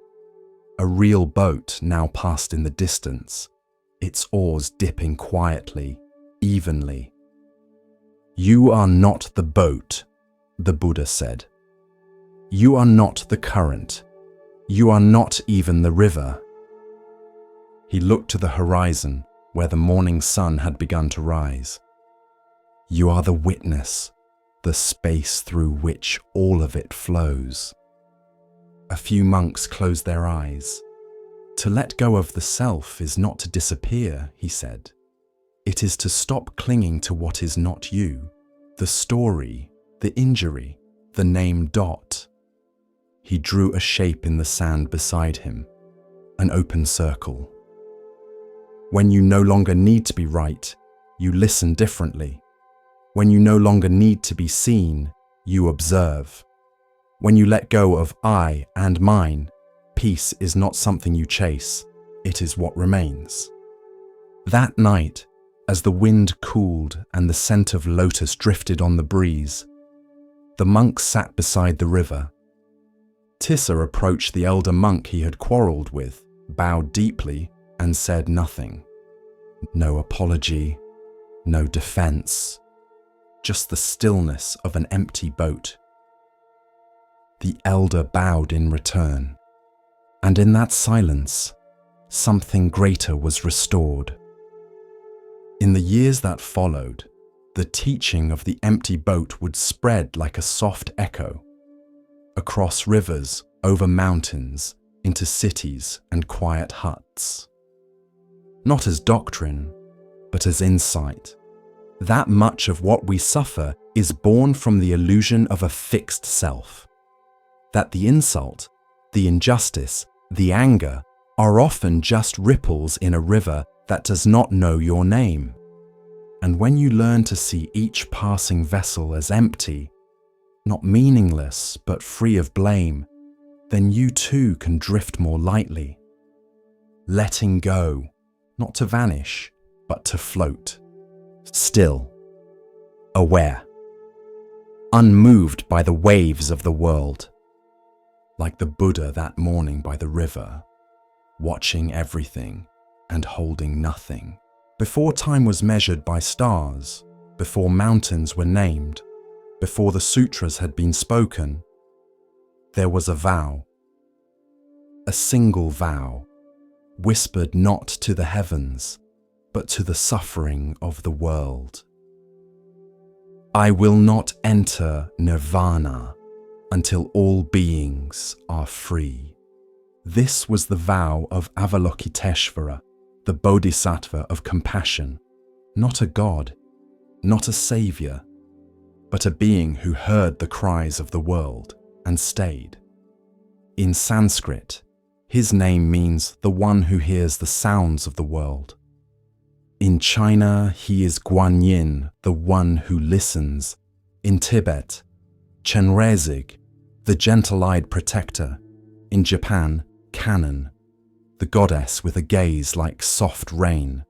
He takes many forms, male, female, neither, all, because compassion is not bound by gender.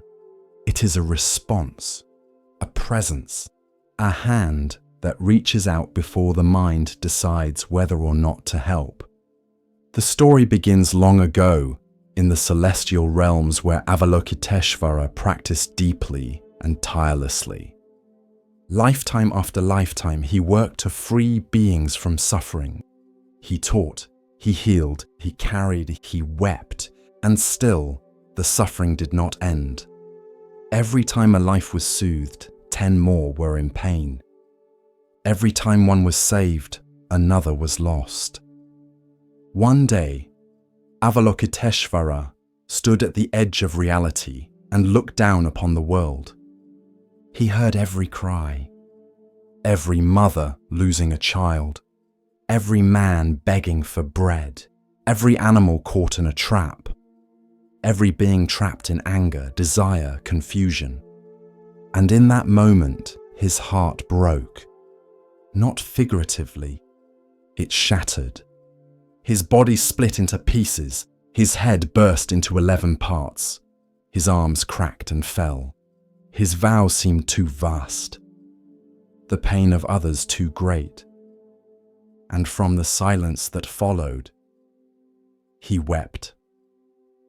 I have failed, he whispered. I cannot save them all. But the universe listens in strange ways. And just as Avalokiteshvara reached the edge of despair, a light appeared. Amida Buddha, the Buddha of infinite light, came forth. Gently, patiently, lovingly. He gathered the pieces. He said nothing of failure. Only this: you broke not from weakness, but because your compassion was real. And with a soft breath, Amida blessed Avalokiteshvara's broken form and transformed it. Now he had 11 heads to see in every direction and 1,000 arms, each with an eye in its palm to both see and act. Hands that could reach into every corner of the world. Hands that could soothe, protect, feed, carry, hold, mend. Not all hands were soft. Some held weapons to cut through illusion. Others held lotus flowers to cradle the broken. Some formed mudras of peace. Others reached out with empty palms. Each hand was compassion expressed. Each hand was love in action. This is why Avalokiteshvara did not abandon the world. Because even in despair, he did not turn away. Because real compassion isn't about success. It's about showing up again and again, even when it seems hopeless. Especially when it seems hopeless. There's a story told in temples. A monk once asked a master, "What is Avalokiteshvara doing with so many arms and eyes?" The master replied, "It's like a man reaching for a pillow in the night. He does it without thinking." That is the heart of compassion. No calculation, no pride, just the instinct to help. Because suffering is not theoretical. It is immediate, and so compassion must be too. In the iconography, each hand of Avalokiteshvara holds a symbol. A wheel, a bell, a jewel, a book, a rope, a vajra, a bowl, a tear. Because compassion wears many forms. Sometimes it's guidance, sometimes it's protection, sometimes it's nourishment, sometimes it's just being with someone who is grieving without fixing it. In one form, Avalokiteshvara appears with only 2 hands. One holds a lotus, symbol of purity rising from the mud. The other holds a vase, pouring the nectar of healing into the world. Because even with just 2 hands, if moved by compassion, you can save lives. In the Mahayana tradition, to walk the Bodhisattva path is to walk in Avalokiteshvara's footsteps, to take the vow, not for glory, not for escape, but for others, for the one crying next door, for the stranger across the world, for the part of yourself still in pain. There's a saying, when compassion truly arises, there is no I helping you, only the act itself. That is Avalokiteshvara. Not a being to worship, but a mirror, a reminder of what you already are. When you listen with your whole body, when you act before being asked, when you feel another's pain like your own and still choose to love, you become one of the 1,000 hands. Commentary. This story is not mythology, it's instruction. You may not have 1,000 arms, but you have one. You may not have an eye in every palm, but you have awareness, and that is enough. Avalokiteshvara broke not from weakness, but from caring too much, and instead of being punished for it, he was expanded. His brokenness became his beauty. His sorrow became his vow. So if you ever feel too tender for this world, if you feel like your heart breaks too easily, You are not broken. You are awakening. You are listening. You are already walking the path of Avalokiteshvara. It started like any other Monday. The inbox blinked with urgency. 142 unread. A blinking red light on the office phone. Calendar blocks stacked like bricks. Slack notifications multiplying like rabbits in spring. Julian sipped lukewarm coffee and took a deep breath. Then he dove in. He was efficient, smart, reliable, they called him. Always responsive. Always ready. Always tired. Somewhere between the 7th reply and the 4th Zoom call, he noticed his chest tightening. Nothing sharp, just a quiet constriction. A warning, like a traffic light blinking yellow. But he kept going, because the world rewarded output. And silence. Silence didn't show up on KP Is. By 4 p.m., his eyes burned. By 6 p.m., he was still typing. He didn't hear the rain start, didn't notice the tea growing cold beside his keyboard, until a calendar reminder popped up. Meditation class, 6:30 p.m., room 4B. He had signed up weeks ago, half joking, a resolution maybe. He almost closed the tab, but something, maybe the silence behind the noise, nudged him. Room 4B was warm, soft lighting, folded cushions, a bell. Only 6 people sat in the circle.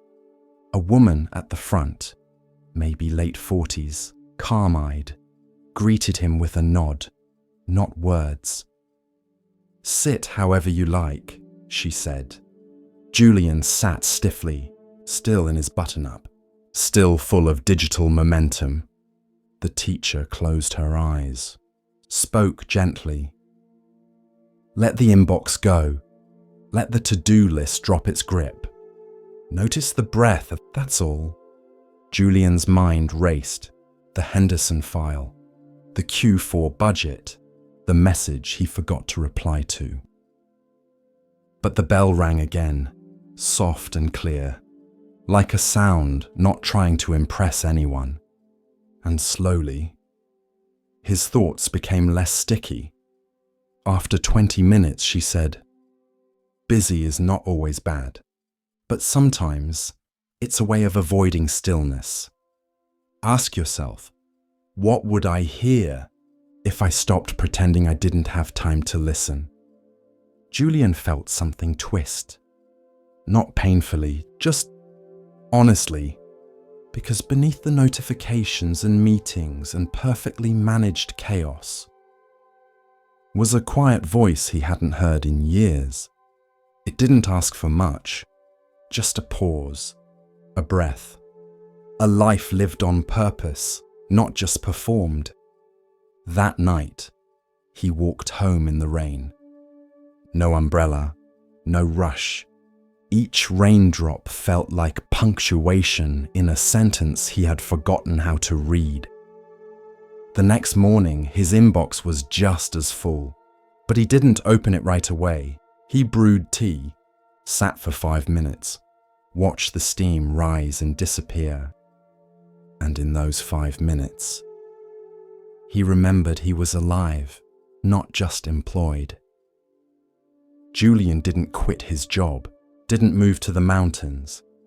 He still answered emails, still ran meetings. But once a day, he closed the laptop, turned off the noise, and let the silence speak. The Buddha never warned about email, but he did say, "Better than 1,000 hollow words is one word that brings peace." Sometimes peace is not found in responding faster. It's found in not responding at all, at least for a moment. As we drift deeper into the still waters of Zen, a quiet teaching begins to rise, one that speaks of clarity and of value not always seen. Listen gently now. The next story begins. The sun rose slowly over the wide green fields, brushing the tops of the grass with gold. Mist drifted over the earth like breath from a dreaming world. And in a quiet corner of the meadow, where the stalks grew thick and the wind passed gently, lived a flock of quail. They were small birds, light-boned and quick, their feathers dappled like earth and sunlight. They lived simply, eating seeds, singing softly, and moving together like a single thought. And among them was one who saw more than the others, who watched not only the sky and the grass, but the patterns within them. He was the Buddha in a past life, and though he had no title or special perch, the others came to trust him, because he noticed what they missed, and he saw what was coming. Each day, the flock flew out into the fields to feed. Each day they returned, wings beating as one, hearts light. But one morning, as the sun rose pale behind thin clouds, the wise quail called the others close. "There is danger coming," he said. The flock stilled. "A fowler is near. He lays traps in the tall grass. If we are not careful, we will be taken." Some of the younger birds flapped their wings in alarm. "Should we stop flying?" asked one. "No," said the wise quail, "but we must act together." He showed them a plan. "If one is caught in the net," he said, "do not panic. Each of us must place our beaks beneath the net. At the same moment, we will lift and fly." "To freedom?" a small chick asked. He nodded. "Yes, together." The flock agreed, and the very next day, the net came.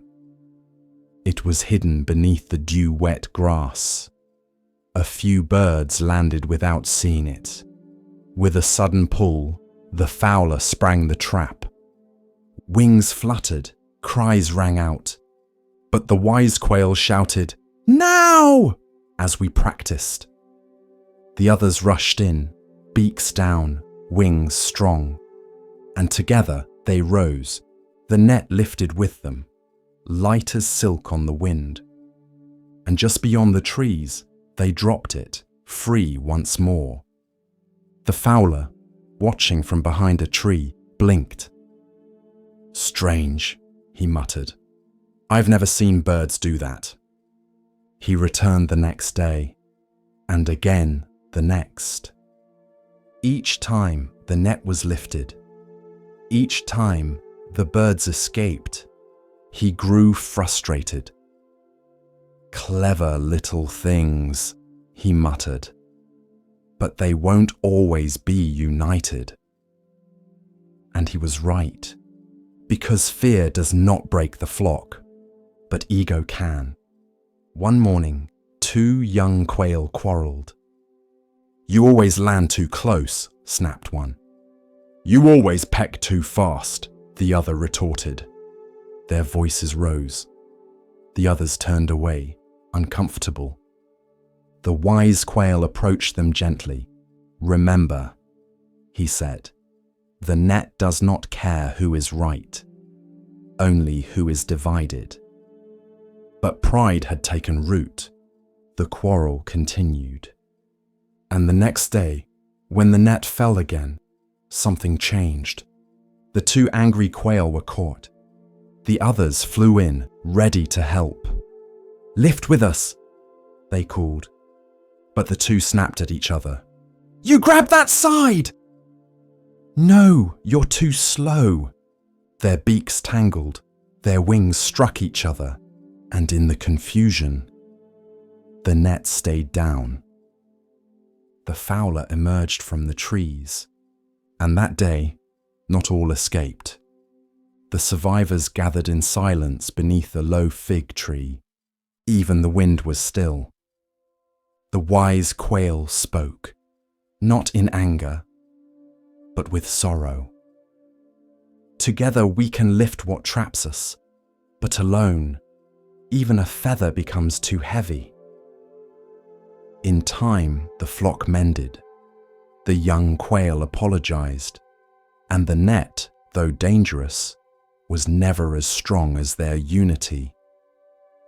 The fowler eventually gave up and moved on, and the wise quail remained, never seeking attention, never blaming, but always watching, always reminding them it is not the trap that captures us. It is forgetting that we are stronger together. In quiet monasteries, monks would later chant this story beneath swaying trees. They would bow not to the birds, but to the truth they carried. That unity is not just comfort, it is survival. Because in this world, nets will fall. But if we move with one breath, with one purpose, with one heart, even the strongest snare cannot hold us. There was once a young monk who feared change. He feared the end of things, the falling of leaves, the fading of youth, the loss of voices he loved. Every impermanence felt like a theft. And though he studied the teachings, sat each morning in silence, recited the truths of Anika, still, his heart gripped what it knew. One day, he sat with his teacher beneath the open sky. The wind was gentle. The air smelled of dry grass and pine. Above them, clouds drifted, vast and slow, casting soft shadows across the stone. The teacher pointed upward and said, "Look, what do you see?" The monk replied, "A cloud." The teacher nodded. "Now keep watching." They sat for a long while. Minutes passed. Then hours. The cloud changed shape. Then shape again. Then thinned and vanished. The monk frowned. "It's gone." The teacher smiled. "Number only its shape is gone. Its water is still in the sky, or falling as rain, or becoming mist. It hasn't ended, only transformed." The monk was silent, and something inside him softened. This is the story of impermanence, and the truth that beyond all change, there is a space that never breaks. Commentary. We fear change because we identify with form. We think, I am this body. I am this name. I am this role, this relationship, this belief. And when those dissolve, we feel ourselves dissolve. But the Buddha taught, all compounded things are impermanent. All form changes, but emptiness remains. Emptiness is not void. It is spaciousness, the sky that holds all clouds without being touched by them. The nature of mind is like that. Thoughts arise like weather, bright, stormy, dense, scattered, but the awareness that sees them, it remains untouched, unshaken, vast. When you cry, the sky is not wet. When you laugh, the sky does not echo. And when the self seems to break apart, the sky simply watches. The young monk began to observe things differently. When a flower wilted, he did not mourn its death. He saw its petals return to soil, its stem feed the ants, its color fade into memory. He saw its life ripple onward. He came to understand that nothing truly ends. The cloud becomes rain, the rain becomes river, the river becomes mist, the mist becomes cloud again. So too with us. What we call a self is a cloud, shifting, dancing, dissolving, but never disappearing. And behind it all, the sky waits, not as a place, but as a metaphor for mind, open, unchanging, whole. This is why the Buddha smiled when asked, "What happens after death?" He did not rush to answer, because the question clings to form, and the truth cannot be grasped like a stone. It can only be realized.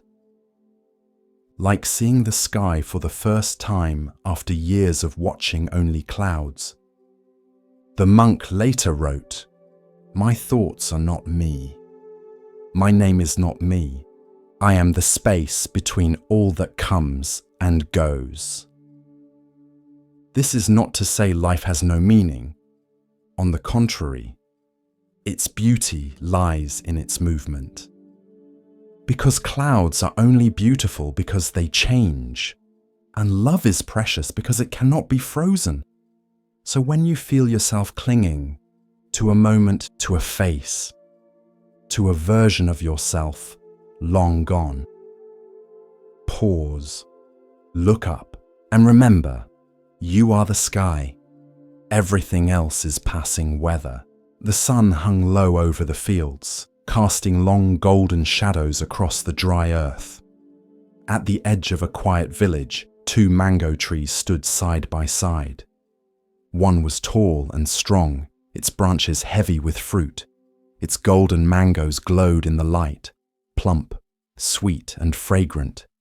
Children would stop and stare. Travelers paused to admire. Birds sang in its branches as if drawn to its beauty. The other tree was bare. Its bark was worn, its limbs crooked. It bore no fruit, and no one stopped beneath its shade. But this second tree, quiet, unnoticed, was the Buddha in one of his past lives. And this is the story of why he chose to remain fruitless, for the sake of something greater.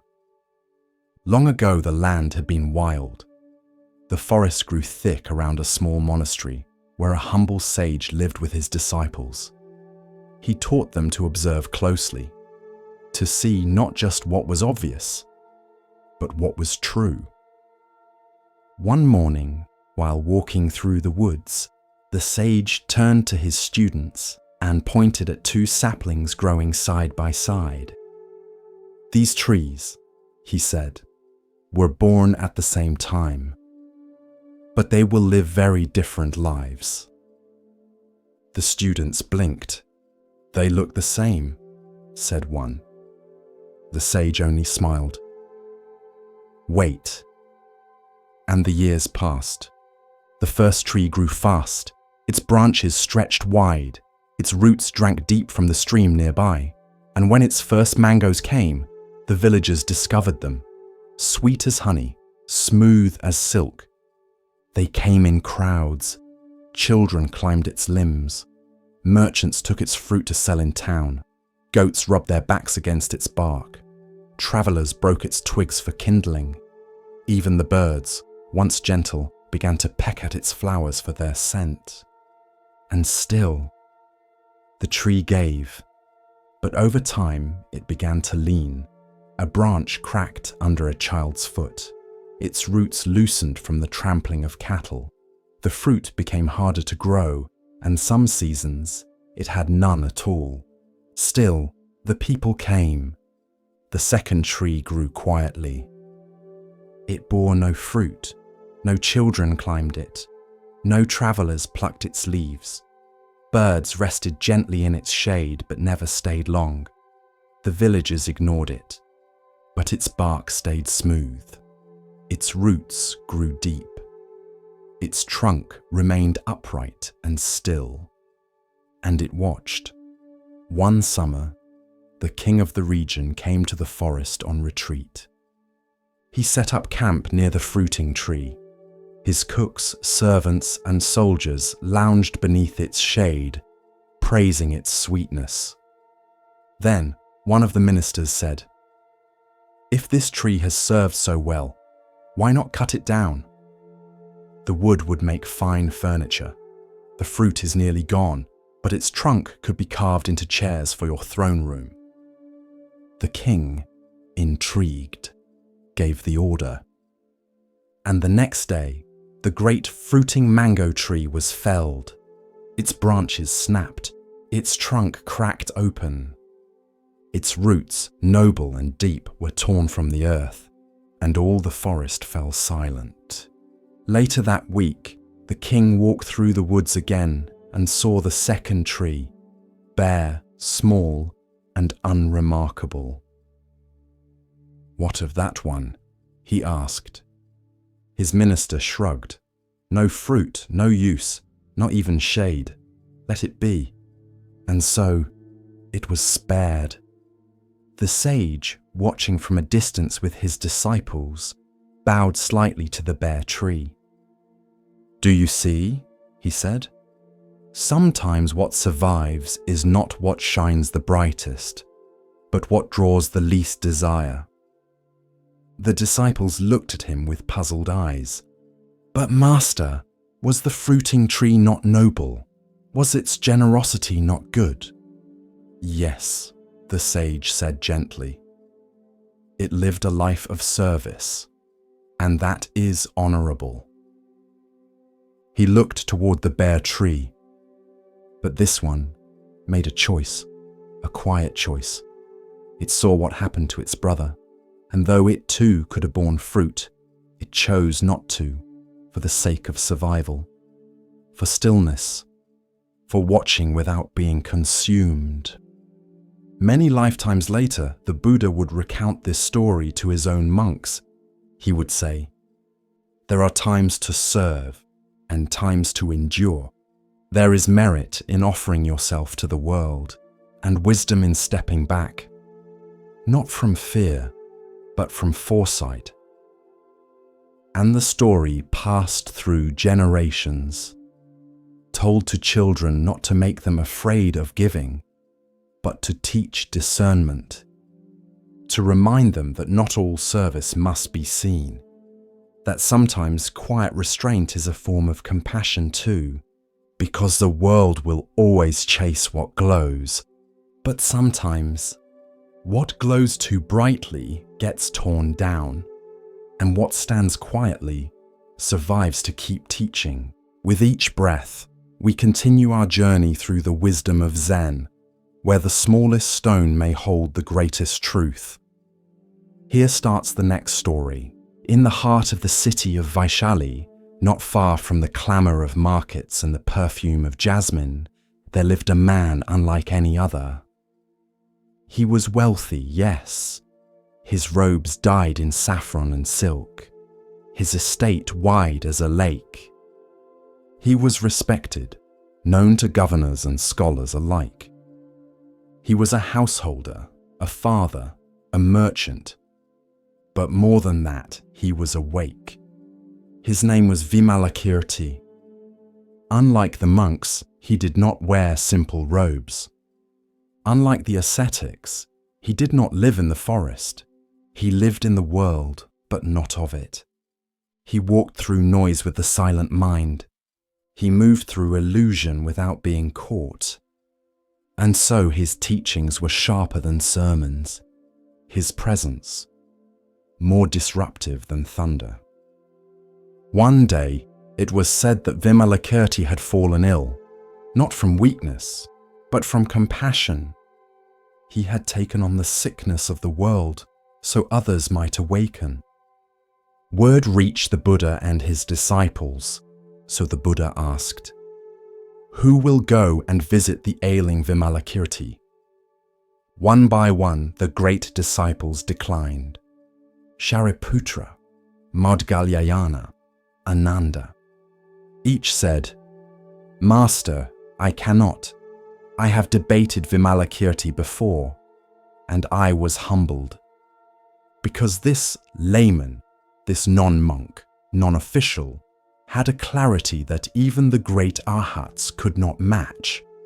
His words undid your logic. His questions pierced through pride. He was kind, but unshakably sharp.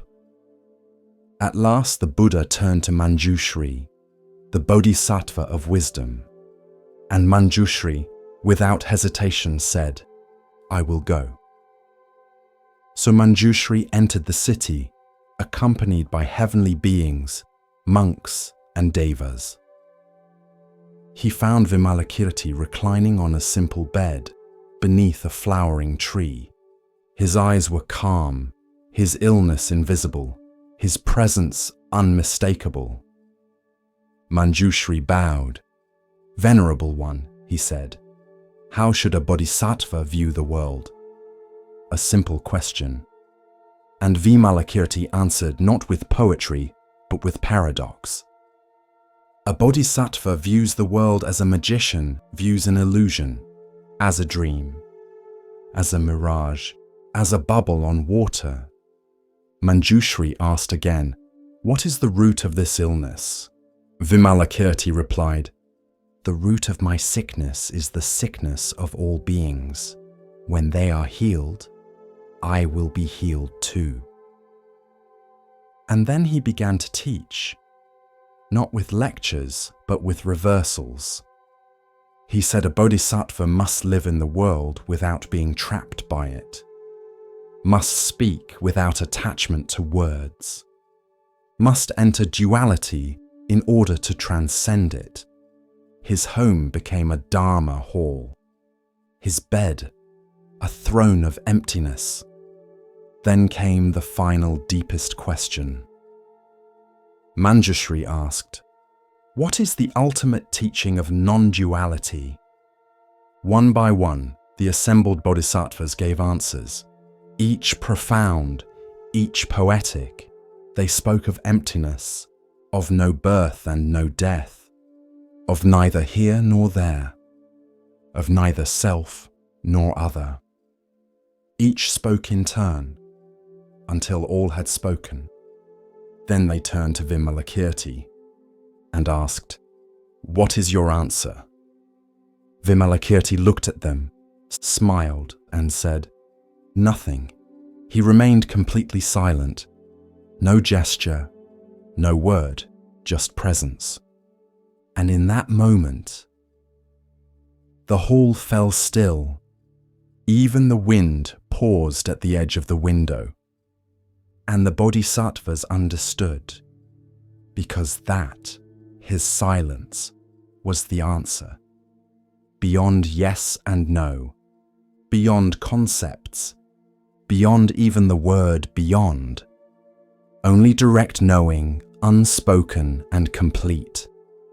Commentary. The Vimalakirti Sutra is not just a scripture, it is a mirror, held up to the part of us that clings to roles, to robes, to rank, to rhetoric. It reminds us, wisdom is not a matter of appearance, and truth is not always spoken. Vimalakirti was not a monk, but he understood Dharma more deeply than most. He owned property, but was not owned by it. He lived among crowds, but dwelled in emptiness. He used language, but was not trapped by it. And when the time came to speak of non-duality, he let silence do the speaking. Sometimes, silence is escape. But sometimes, it is clarity, not a refusal, but a revelation. A silence so full, it says everything. There's a Zen saying, "When the mouth is closed, the Dharma speaks most clearly." This is what Vimalakirti embodied, the wordless transmission, the truth beyond fingers pointing to moons. In our world, we often rush to speak, to fill the space, to define, to prove. But Vimalakirti teaches, when we stop grasping, when we stop arranging words like armor, what remains is presence. The silence was not empty, it was alive. It was not passive, it was the roar of no self. It dismantled even the idea of someone giving an answer, and left only this. You don't have to be a monk to wake up. You don't have to renounce your life. You have to see through it, and then live with depth, with clarity, with compassion, from within the illusion, while no longer fooled by it. Vimalakirti's room is still here. Every moment you stop trying to win the argument. Every time you stop needing to prove you're wise. Every time you rest in the space before thought. You are sitting beside him, and you are silent too. The Buddha sat beneath a sal tree, where the light filtered through in flickering gold. The breeze played gently with the hem of his robe, and the scent of early jasmine lingered in the air. Around him, the monks gathered like ripples around a pebble dropped in a still pond. Quiet, present, steady. They bowed one by one and took their seats on the grass, robes the colour of ochre and clay. The forest around them hummed with life, birds calling from high branches, the distant crack of bamboo, and the low murmur of wind moving through tall grass. The Buddha's eyes remained half lowered, still and soft. Then from the circle, a young monk rose. He was thin, his frame taut with discipline, but his brow was furrowed, his lips pressed with quiet unrest. He stepped forward and bowed deeply. "Master," he said, "I have studied the teachings as best I can. I rise before dawn. I recite every sutra. I memorize every verse. I follow every precept. And still, I suffer. Still my mind is troubled. I fear I've become attached to the very teachings meant to free me." He hesitated. Am I clinging to the Dharma itself? The Buddha looked upon him gently. "You remind me of a traveler," he said. "Let me tell you a story." The monks settled deeper into stillness. The forest too seemed to pause. "There was once a man," the Buddha began, "wandering through a thick and treacherous forest. The trees were close, the thorns sharp. On all sides he was hemmed in by danger, wild beasts, hunger, cries in the distance that made his skin crawl. For hours, maybe days, he pushed forward, uncertain and afraid, until he came to a wide, roaring river. On the other side, he could see sunlight falling on an open path. He saw smoke curling from a distant hut. Safety, rest, the way forward." The Buddha paused, letting the image take shape. But there was no bridge, no boat. The current was fierce. He could not swim across without being swept away. So the man worked. He cut branches, wove reeds, bent saplings into shape. With patience, sweat, and determination, he fashioned a raft, just strong enough to carry him. He clutched it tightly, guided it across the swirling water. His heart pounded with fear, but he reached the far bank, soaked, trembling, but alive. The Buddha's eyes swept slowly across the circle of monks. "Now imagine," he continued, "that once on land, the man looked at the raft and said, 'This has saved me. This is precious. I will carry it with me always.' And so he lifted it onto his shoulders and continued his journey, the heavy wood digging into his back, slowing his steps, wearing him down." A faint rustle of recognition moved through the group. "Would that make sense?" the Buddha asked. The monks shook their heads. "Of course not," the Buddha said. "The raft served its purpose. It brought him across. To carry it afterward, to cling to it, would only bring suffering. He turned to the young monk. So too with the Dharma. The monk blinked, uncertain. But the teachings are sacred, he said. Aren't they to be kept close? Aren't they the source of liberation? The Buddha nodded. They are sacred, but sacred does not mean permanent. The Dharma is not a cage. It is not a burden to be shouldered forever. It is a tool, a raft, a means to cross the river of confusion and craving. Once you have crossed, you need not drag the boat behind you. Another monk raised his hand. Master, he asked softly, what if one forgets or finds themselves back at the river?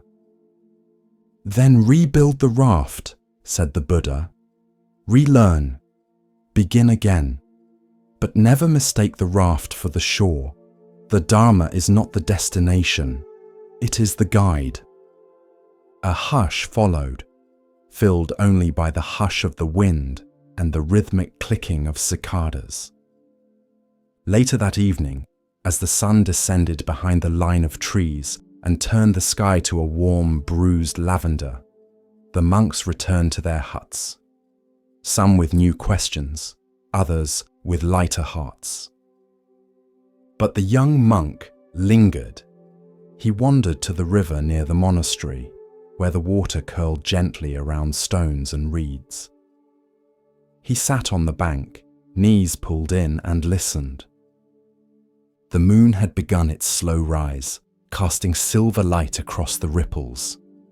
The monk breathed deeply. He thought of the teachings he had memorized, the sutras chanted, the rules obeyed, the rituals performed. Each had been a plank, a vine, a thread in the raft that carried him across his inner storm. He remembered the fear that had driven him to this path, the grief of his father's death, the anger he once held like a fire in his chest, the shame of worldly desire. Each teaching had helped him cross some inner current, but now, here he sat, dry but weary, clutching the raft as though it were still necessary. And he saw. He had carried not just the teachings, but his pride in them, his fear of failure, his guilt for each imperfect thought, his grasping for perfection, and all of these too were rafts, built to carry him through old pain, meant to be honored, yes, but then let go. He closed his eyes. The breeze shifted. The night deepened. By morning, he rose and returned to the Buddha. He bowed low, his hands open, his heart quiet. I have crossed, he said softly, and the Buddha replied, then walk freely. No further instruction, no ceremony. Just a smile, the kind that sees without needing to explain. Because truth, like a raft, is not meant to be worshipped.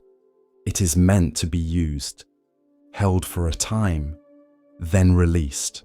And so the monk walked on, not empty, but unburdened. He still chanted, still meditated, still studied the sutras. But now he did so not out of fear, not to be perfect, but because he understood their purpose. They were not chains, they were maps, and once you arrive, you do not need the map to breathe. Years later, when a new monk came with the same question, full of guilt, clinging to rules like a man clutching driftwood, he told him of the raft. He pointed to the river and smiled. The sun shimmered over the canopy of an ancient forest, casting dappled light onto the wide, glistening river that snaked through its heart. The air was rich with the scent of ripe fruit and warm leaves. Birds called lazily from the branches. And deep in this green sanctuary, there lived a great band of monkeys, free, agile, unafraid. They were led by a king, not crowned with gold nor seated on a throne, but known by every heart in the jungle as a being of rare strength, deep wisdom, and boundless love. He was the Buddha in a past life, and his name was whispered with reverence among the trees, Mahakapi, the great monkey king. The troop followed him not out of fear, but from trust. He chose the ripest fruit for the weakest among them. He led them across rivers in flood. He taught the young how to leap and the old how to rest. And when predators stalked the forest floor, he stood between his people and the teeth of death.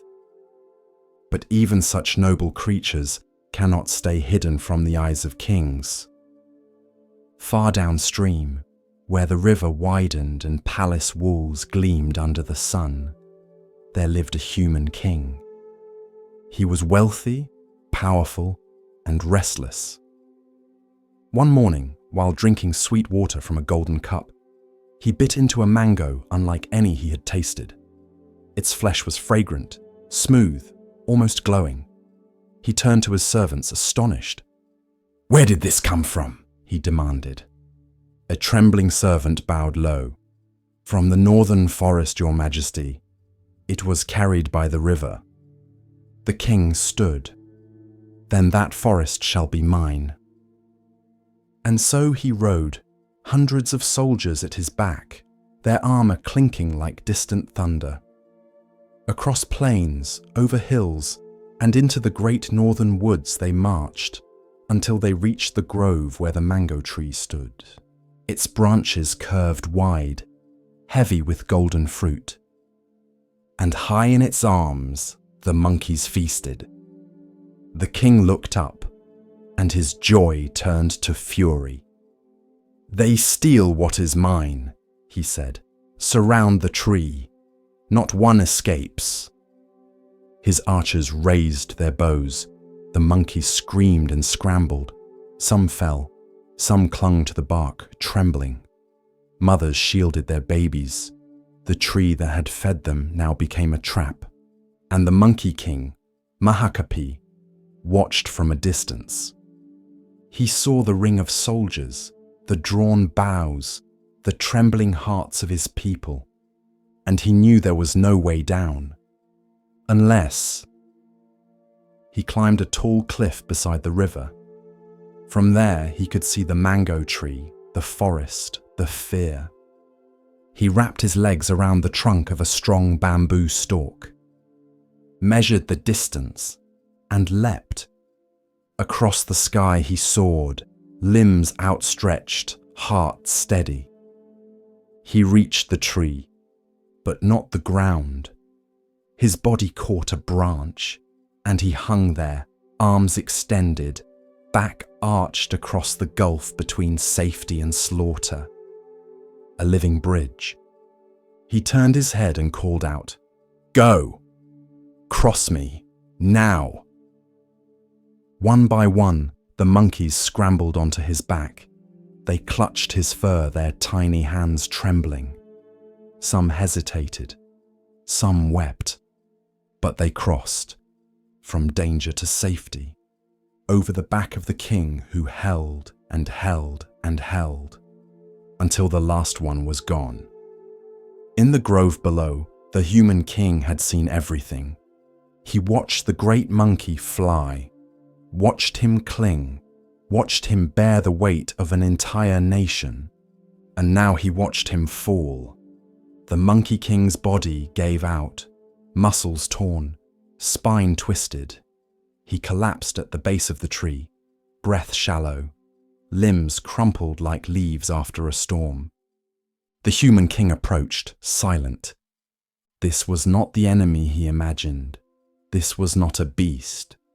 This was something else. He knelt. The monkey king opened his eyes. "You could have run," the human king whispered. You could have saved yourself.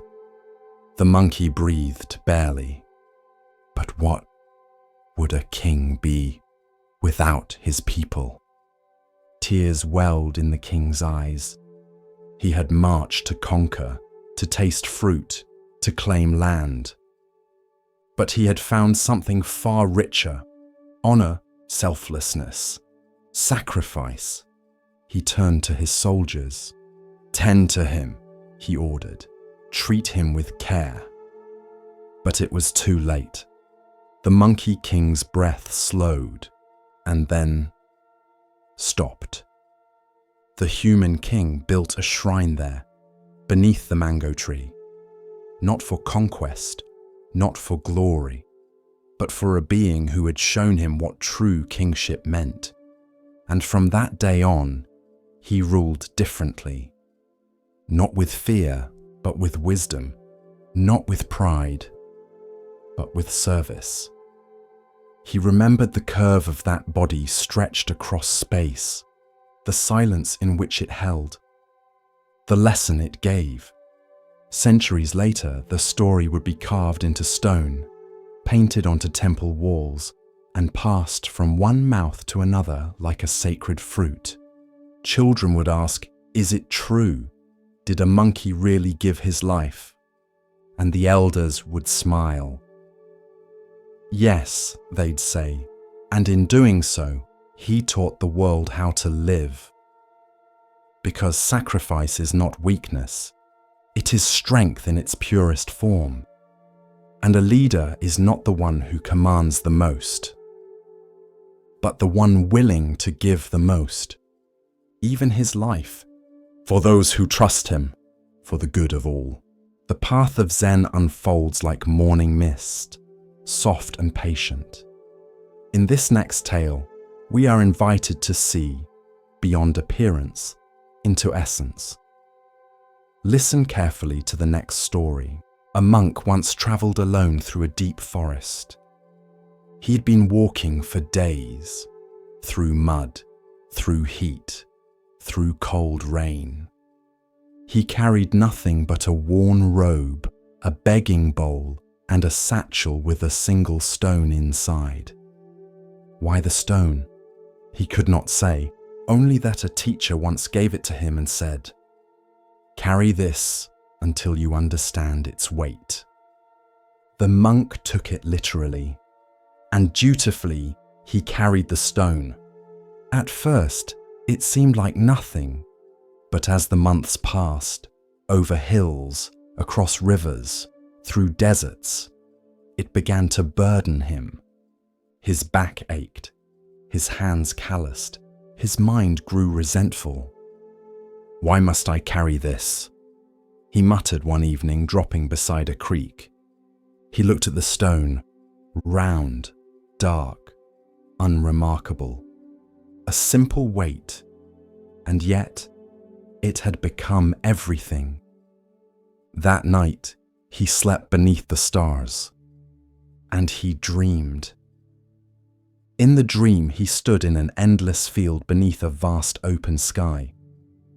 He held the stone tightly, afraid to drop it, afraid he might lose something important. Then a voice, calm and distant, whispered, "Are you carrying the stone, or is the stone carrying you?" He awoke just before dawn, heart racing. The sky above him was pale and soft, wide and light. He looked at the stone again and understood. This is the story of thoughts, identity, and the illusion of burdens, how what we cling to becomes our weight. Commentary. Many of us carry stones, regret, shame, an old story someone once told us about who we are, a wound we've wrapped ourselves around for so long it feels like identity. We think we're being strong, but strength is not clinging. It's knowing when to let go. The monk carried the stone because he trusted his teacher. But trust without inquiry is like walking in darkness without asking if there's a door. His real practice began not when he received the stone, but when he questioned it. The Buddha taught that suffering arises from attachment, even to things that seem noble: tradition, memory, belief, self-image. We say, "This is who I am." But who is saying it? And what happens when the self no longer fits? The stone was not the problem. The gripping was. The fear of what it meant to be without it. We carry pain from the past because we think dropping it means forgetting. We carry roles that no longer serve us because we think they are us. We carry anger because we think it protects us. But a clenched fist cannot hold the sky. Later that day, the monk stood on a hilltop and watched the clouds pass. He held the stone in both hands, not angrily, not resentfully, just with awareness, and then he set it gently on the ground, not thrown, not discarded, just returned. A breeze touched his robe. The clouds shifted. He took his next step, and it felt like the first. In that moment, he realized the sky had always been there, unbothered, unburdened, vast, and that somewhere along the way, he had confused being grounded with being weighed down. This is the nature of the mind. It can be like a stone, heavy, fixated, stuck in the past, or like the sky, open, vast, always able to hold the weather without becoming it. The monk never told others to drop their stones. He simply told this story and ended it with a question. What are you carrying that is carrying you? So, pause today. Look gently at the weight in your hands, your heart, your mind, and ask yourself, do I still need this to walk? Or have I mistaken the stone for my path? A monk walked along a dusty trail, his robe fluttering slightly with each step. The morning air was clear, the sun warm but soft. A few birds called lazily from the treetops, but the monk's brow was furrowed. He had been sent to deliver a letter to a nearby monastery, and he was late. He had misread the schedule, taken the wrong turn, and now walked quickly, heart agitated beneath his robe. Each step struck the earth too hard. Each breath was shallow. His mind raced ahead. Will they think me careless? How could I have made such a mistake? I should have left earlier. What kind of monk forgets the path? Then he heard a voice behind him. Excuse me, Sir Monk. He turned to see a young boy, no older than 10, running up the path barefoot. He held something cupped in his palms. The monk paused. Yes? The boy stopped, panting, and held out his hands.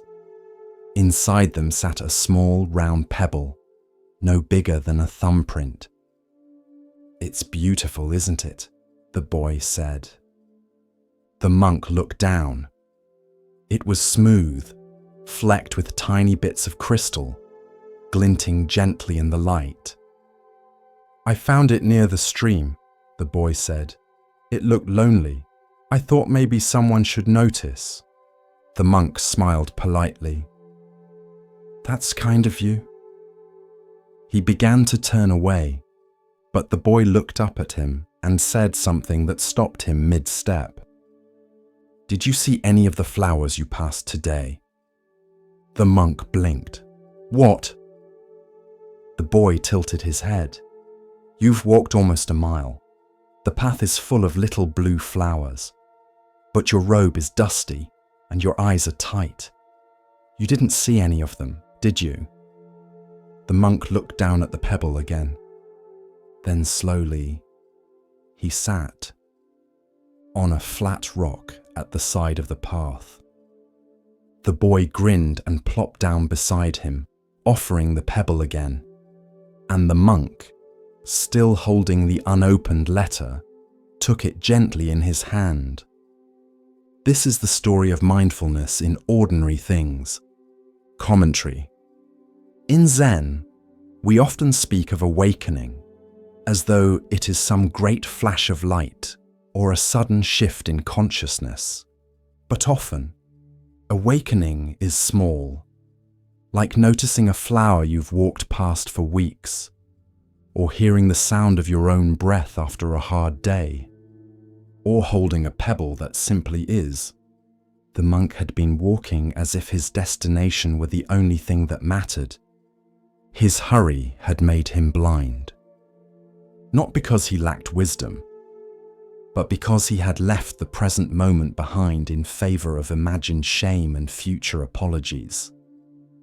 The boy, with no training and no robe, was more awake than he, not because he had studied sutras, but because he saw what was in front of him, and he shared it. There's a Zen phrase: the miracle is not to walk on water, but to walk on the earth.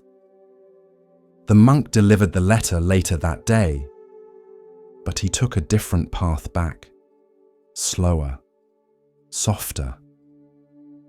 He paused to notice the flowers the boy had spoken of, tiny blossoms with indigo petals, scattered like spilled paint across the roadside. He bowed to them, then reached into his robe and touched the small pebble still in his sleeve. After that, he kept it on the windowsill beside his mat, not as a relic, but as a reminder that awareness begins not with enlightenment, but with noticing what's already here. We spend our lives waiting for bigger signs, bigger truths, more impressive moments. But the sacred is everywhere, in the weight of a spoon, the hush of dusk, the rhythm of footsteps, the coolness of a cup before tea is poured. The boy in the story grew up. He never became a monk. But he taught his children to pause, to touch the bark of trees, to look into puddles after rain, to name the colors of the sky at sunset. And his children did the same. Sometimes the greatest teachers do not stand at the front of a hall. They kneel by a stream and lift a stone, so let the pebble teach you. Let it slow you down. Let it whisper, "This moment matters too." He sat at the back of the community hall, near the exit. Not hiding, just watching.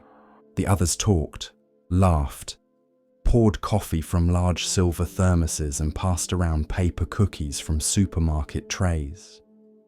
But he didn't move, didn't smile, didn't speak, just watched. His name was Curtis. Army jacket, grey beard, hands that twitched slightly even when still. He had come to the meditation group because his VA counselor suggested it. "You don't have to talk," she said. "Just show up." So he did, and for 6 weeks, he said nothing. But he returned. Same chair, same silence, same eyes that carried too many memories to speak aloud. The teacher never pressed, a woman in her 50s with a quiet strength. She guided them through breath awareness, walking meditations, and loving kindness phrases that sometimes made people cry without knowing why. Curtis never joined the group circle, never chanted, but he always listened. This is not a story about what was said. It's a story about the space that held what could not be said. One evening, during a guided meditation, the teacher said, "Imagine someone you've never forgiven. Now imagine letting go, not for them, but for your own peace." Curtis's jaw clenched. His breathing grew sharp. Then it softened. After the session, he didn't leave right away. He walked slowly to the window, looked out at the parking lot lights reflected in puddles, and whispered, "I used to listen for footsteps every night." The teacher said nothing, just turned to stand beside him. Curtis continued, eyes still out the window. "In Iraq, we slept light.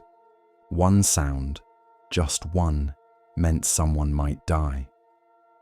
When I came home, the silence felt louder than the gunfire." She nodded, not with pity, but with understanding.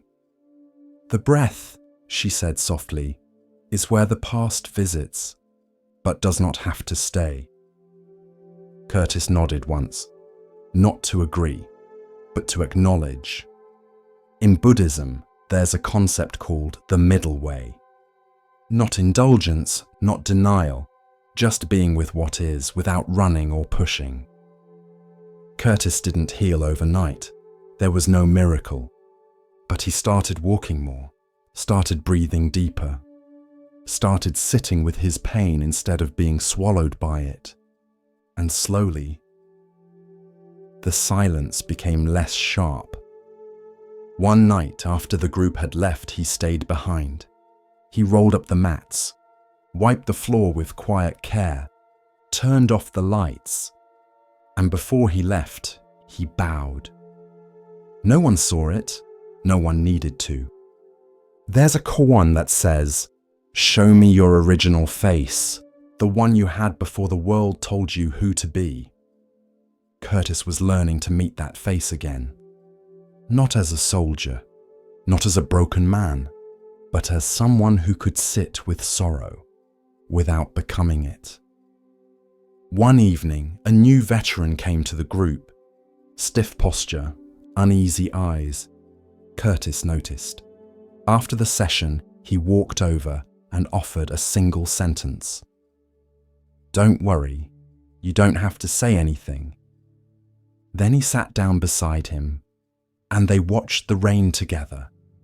Healing isn't loud. It's not sudden. Sometimes it sounds like silence learning to be gentle. In the hush of understanding, Zen offers us another glimpse of what it means to recognize worth not by weight or shine, but by presence. Here starts the next story.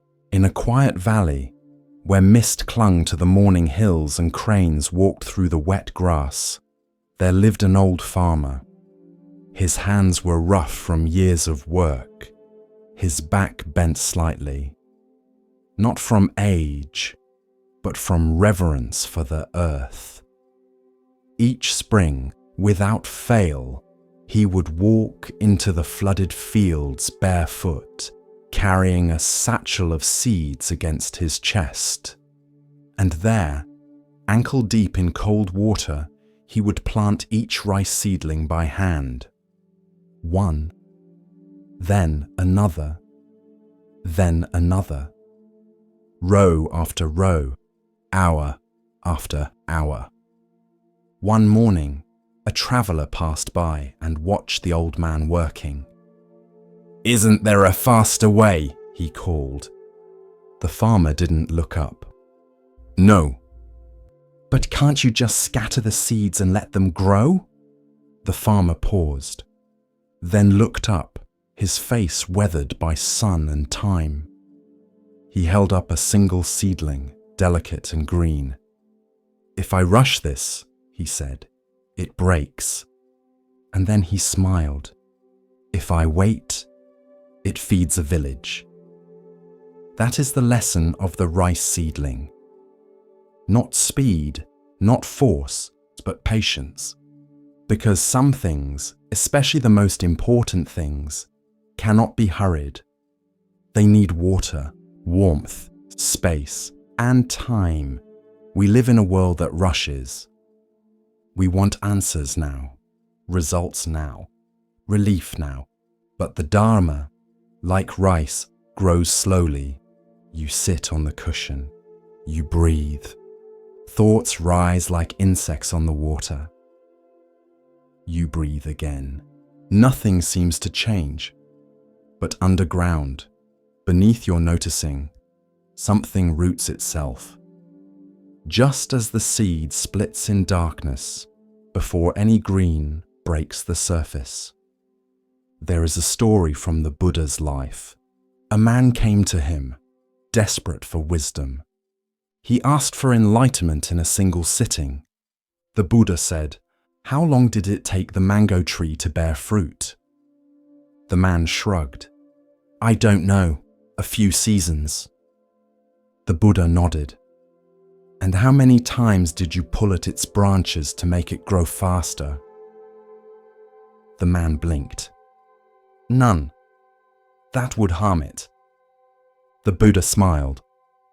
"Then why do you do that to your mind?" A rice seedling cannot be coaxed with impatience. It cannot be screamed into sprouting. It will not bloom on command.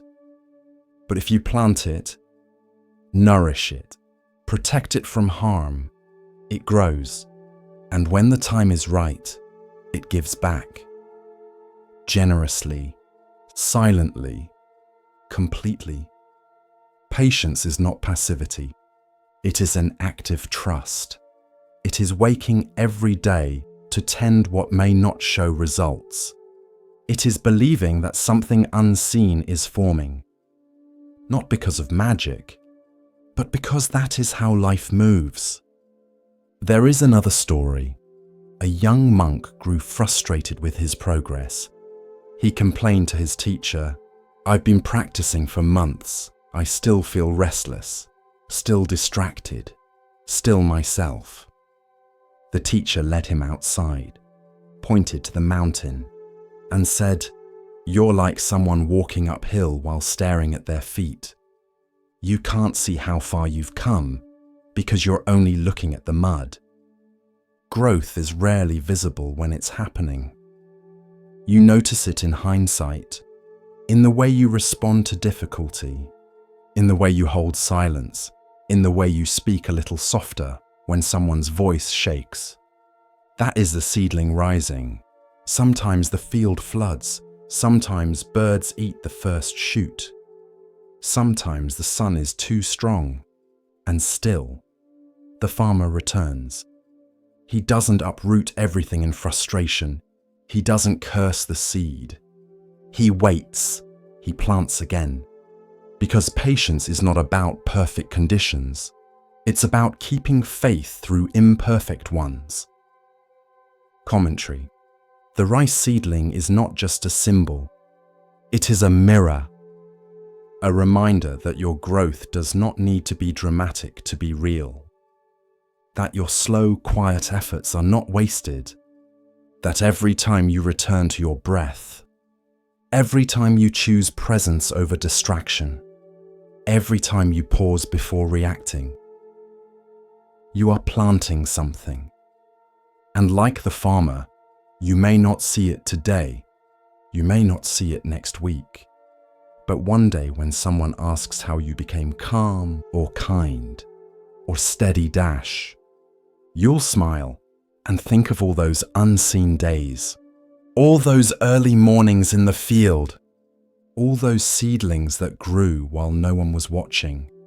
The path is long, but you are walking it, and that is enough. It was the 5th night of the waxing moon. The air in Kapilavastu was still, not silent, but hushed, as though the stars had gathered at the edges of the world to listen. The palace walls breathed in jasmine and sandalwood. Lamps flickered gently, servants whispered down the halls. And in the royal chamber, Queen Maya of the Shakya clan slept. Her breath moved softly. Her hands rested over her womb, though she did not yet know why. Outside, the moon hung high, full, radiant, unblinking. And beneath that silver light, a dream came to her. Not wild, not fevered, but clear, like water holding the shape of the moon. The dream. She found herself in a quiet grove. It was not the palace, and yet it felt familiar. There were trees, tall and old. Their trunks curved like dancers, their leaves whispering secrets from lifetimes ago. She stood barefoot, wrapped in white. No crown, no jewels, only peace.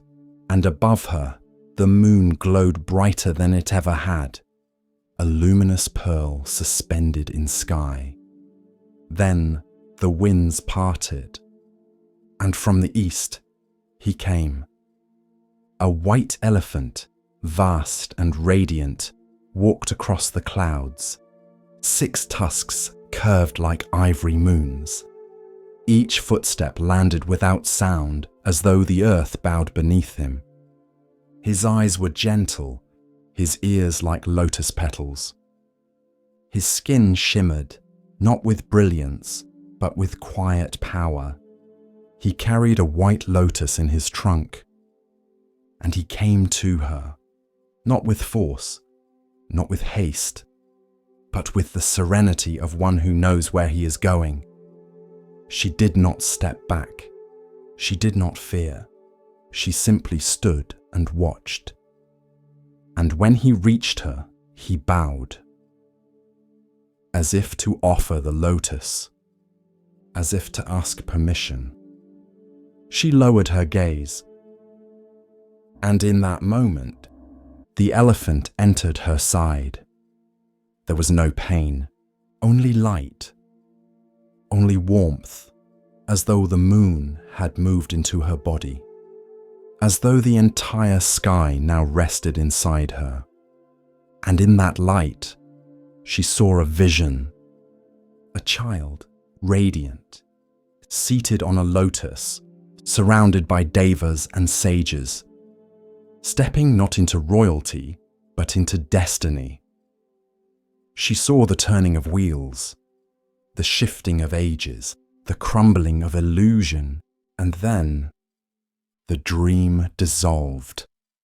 Waking, Maya woke before the birds.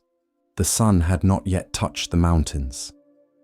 The oil lamp beside her flickered once, then settled. The chamber was silent, but her hands, still resting over her abdomen, were warm. And her heart beat not with confusion, but with awe. She rose slowly, wrapping herself in soft cloth. She moved through the halls like moonlight and summoned her attendants. "I have seen something," she said. "Call the king, call the sages, call the dream readers and wise ones, bring the astrologers." And they came, with scrolls, with incense, with knowing eyes. She recounted every detail. The forest, the moon, the elephant, the lotus, the peace. They listened, they nodded. And at last, the eldest among them, a man with a voice like woven silk, spoke. "Your dream is not of the ordinary world. It is the sign of a great birth. The child in your womb is no ordinary prince. He will be a Chakravartin, a turner of the wheel. He will change the world. If he remains in the palace, he will become a king of kings. But if he sees the sorrows of the world, he will turn from gold to truth and become a Buddha." The king placed a hand upon her shoulder, not with doubt, but with wonder, because even he, strong, worldly, wise, felt something stirring, something vast, something that had no name yet. The months. As the days passed, the kingdom watched Queen Maya with quiet reverence. Wherever she walked, flowers bloomed slightly earlier. The air around her felt cooler, gentler. Children stopped crying as she passed. Strangers bowed, unsure why. She herself changed. She laughed more easily, She wept with the songs of birds. She dreamed of stars and rivers and ancient trees. She felt the child grow, not just within her body, but as if within the world itself. And one day, near the time of birth, she asked to travel to her ancestral home. It was the tradition of her people, but more than tradition, it was a quiet longing. The king arranged everything, silks and guards, chariots and attendants. But Maya moved simply. She chose only a few companions and rode through forests and open roads beneath a sky filled with soft clouds. The birth. They stopped at Lumbini, a grove of sal trees, green and peaceful. The sun filtered through the canopy. The wind carried the scent of blossoms. Birdsong drifted like prayer. Maya stepped down, drawn to the trees. She held a branch, looked upward, and in that moment, beneath the same moon she had seen in her dream, she gave birth. The child came easily, without struggle, without fear. He did not cry. He simply opened his eyes, wide and calm, and the legends say he took 7 steps, that lotus flowers bloomed beneath each foot, that he raised one hand to the sky and one to the earth and said, "I am born for the benefit of all beings." The attendants wept. The forest fell silent, and the trees, it is said, bowed ever so slightly toward the child. Maya held him to her chest, and though she had seen him in vision, this was different. This was not dream. This was real. The warmth of skin, the weight of life, the beginning of something vast and quiet and beautiful. She did not live long after the birth. Some say it was destiny. That one who gives birth to a Buddha must return to the heavens. That her role was complete. Others say she became a guiding spirit, watching over him from a celestial realm, offering protection in moments when the path turned dark. But her presence never vanished. The child, Siddhartha, would one day walk away from his palace, would one day sit beneath a tree and awaken, would one day teach the world how to end suffering. But it began here, with a dream, with a white elephant, with a moonlit vow whispered across the veil of sleep, and with a mother who said yes, because every journey begins before we can name it. Every great awakening begins in the quiet, and sometimes the first step toward truth is a dream. Hospice is not loud, it hums like twilight. Low lights, quiet steps, gentle beeping, and in room 7, the breathing was slow. Draw in, pause, let go. Again, the man in the bed was old, thin skin, tired eyes. Hands that had once built houses and held babies and shaken enemies' hands. Now they simply rested, still, soft, folded like leaves. Nora was his nurse, not young, not old. Calm eyes, a voice like warm water. She didn't rush, didn't flinch at grief. She moved like someone who had seen many endings and knew each one was different. This is not a story of drama. It's a story of breath, and the lesson it teaches when it leaves. The man, his name was Harold, had no visitors that week. His wife had passed years ago. Children scattered, caught in their own lives. Nora checked his vitals, fluffed his pillow, placed a cool cloth on his forehead. He looked at her once and said, "I'm afraid to let go." She didn't respond with philosophy, didn't offer reassurances. She just said, Let's breathe together then. They sat in silence. Inhale, pause, exhale, again. Harold's breath was jagged at first, then smoother, then softer. He didn't need words. She didn't need noise. The Buddha once said, "As a flame blown out by the wind, so quiet is the mind of one who has understood." That night, Nora came back during her break, brought a small wooden statue, Avalokiteshvara, the Bodhisattva of compassion. She set it by the window. "Just someone to keep you company," she whispered.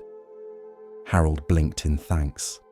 As the hours passed, his breath grew shallow. Draw in, pause, let go, and one moment. The pause lasted longer. Nora leaned in. Stillness. No panic, no alarm, just the hush of release. She sat beside him for a while after, not because it was protocol, but because endings deserve presence too. Later, she cleaned the room gently, changed the sheets, lit a small candle, and placed the statue back in her pocket. Another nurse asked her, "How do you do this every day? Doesn't it get heavy?" Nora smiled softly. "It's not about carrying. It's about letting go over and over, until even the grief becomes quiet. People think death is about final moments, but in truth, it's about how you breathe until you no longer need to."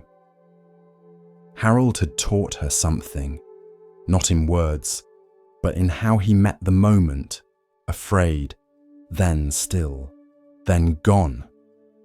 The next morning, Nora placed a sticky note in her locker. It read, "Let go like breath." Just a reminder of what Harold gave back to her. In this life, we inhale ambition, loss, joy, sorrow. We hold so tightly. But the final wisdom is the exhale. Not to disappear, but to return everything we borrowed. As the lantern of awareness glows a little brighter, we come to a tale about seeing with more than the eyes. Let the stillness guide you now, and listen carefully to the next story.